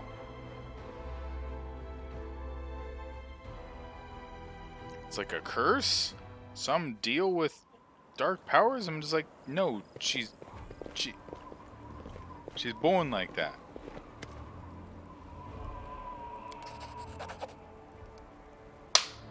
Fuck yes.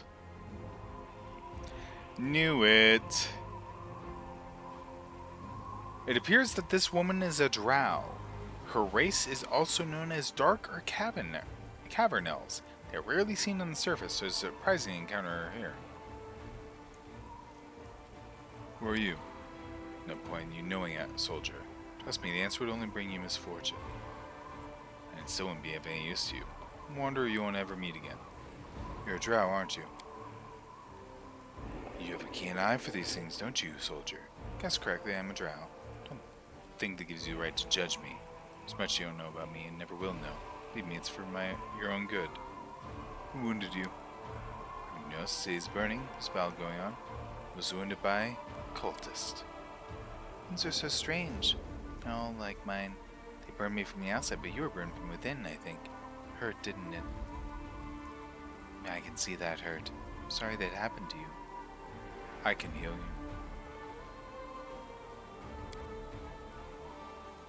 Don't.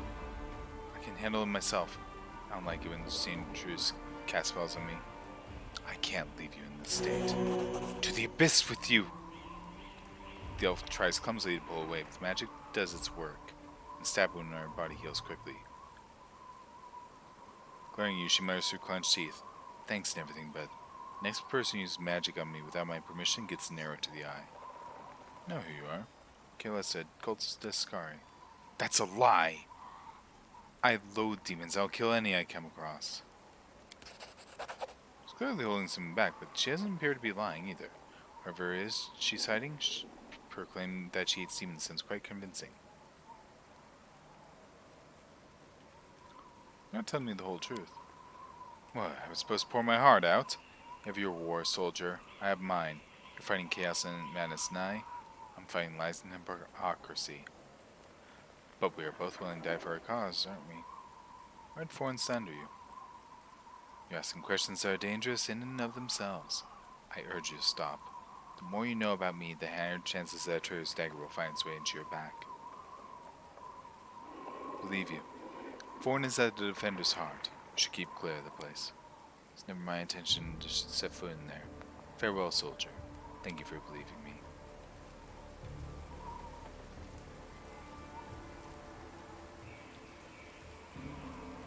No, I believe that, but why would we kill her? Haha.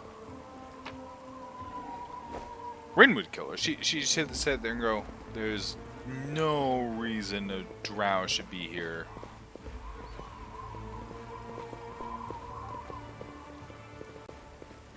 Do not fear. Do not waver.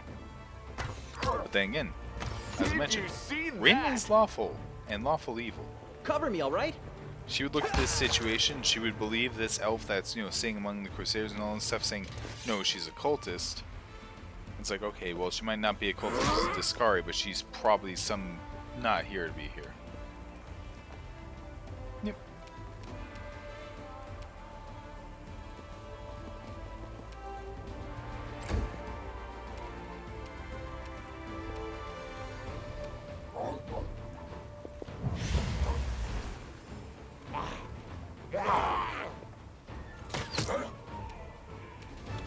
Warren?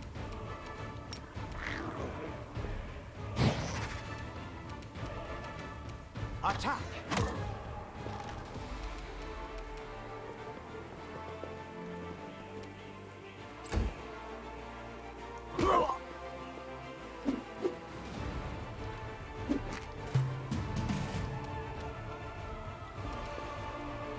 You've crossed the wrong mongrel.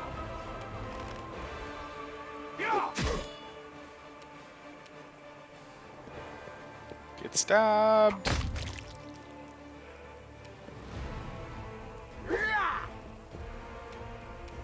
I'll cut you wide open.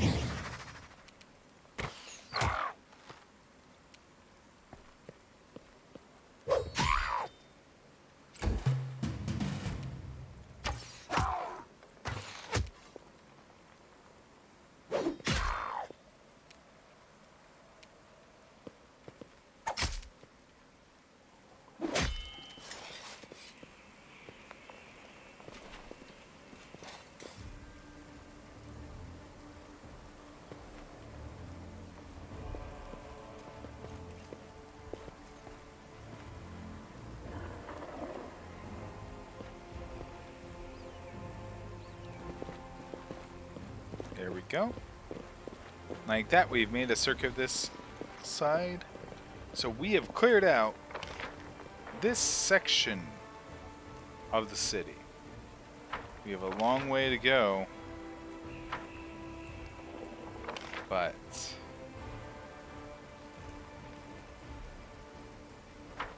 for right now, Follow my steps.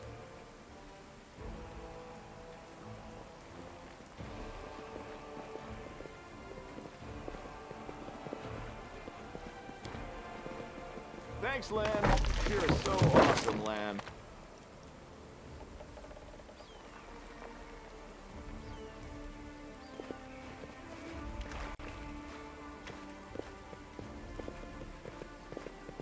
Save the last one for me.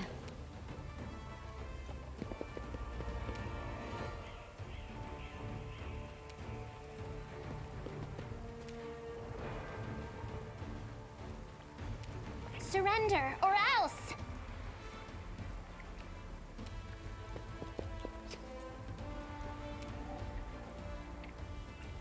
Aim carefully. Damn!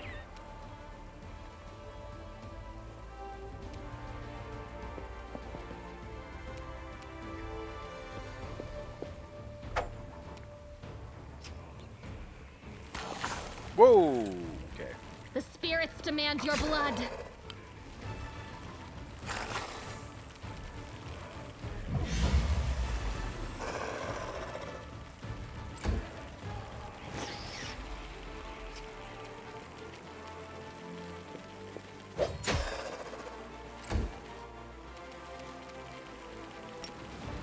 I'm just gonna casually...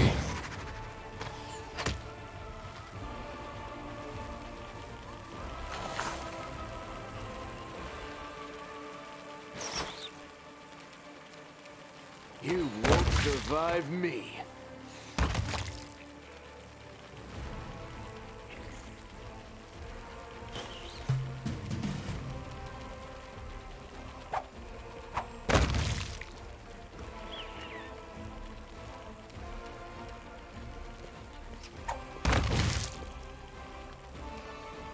Everything's exploding.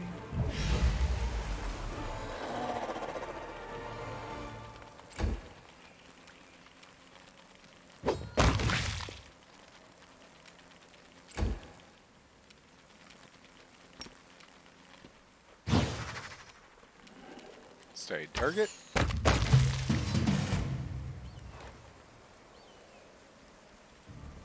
Well, hot damn. Rely on me. Did I mess up again?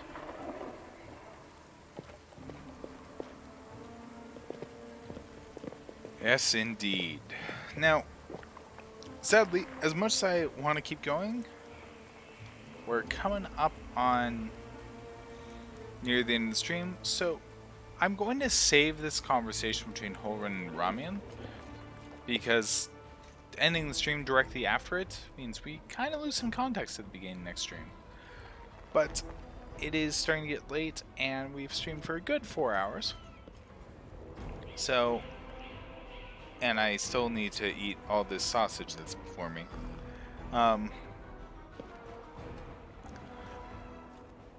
I won't slap the Inquisitor after he insults no, although I might.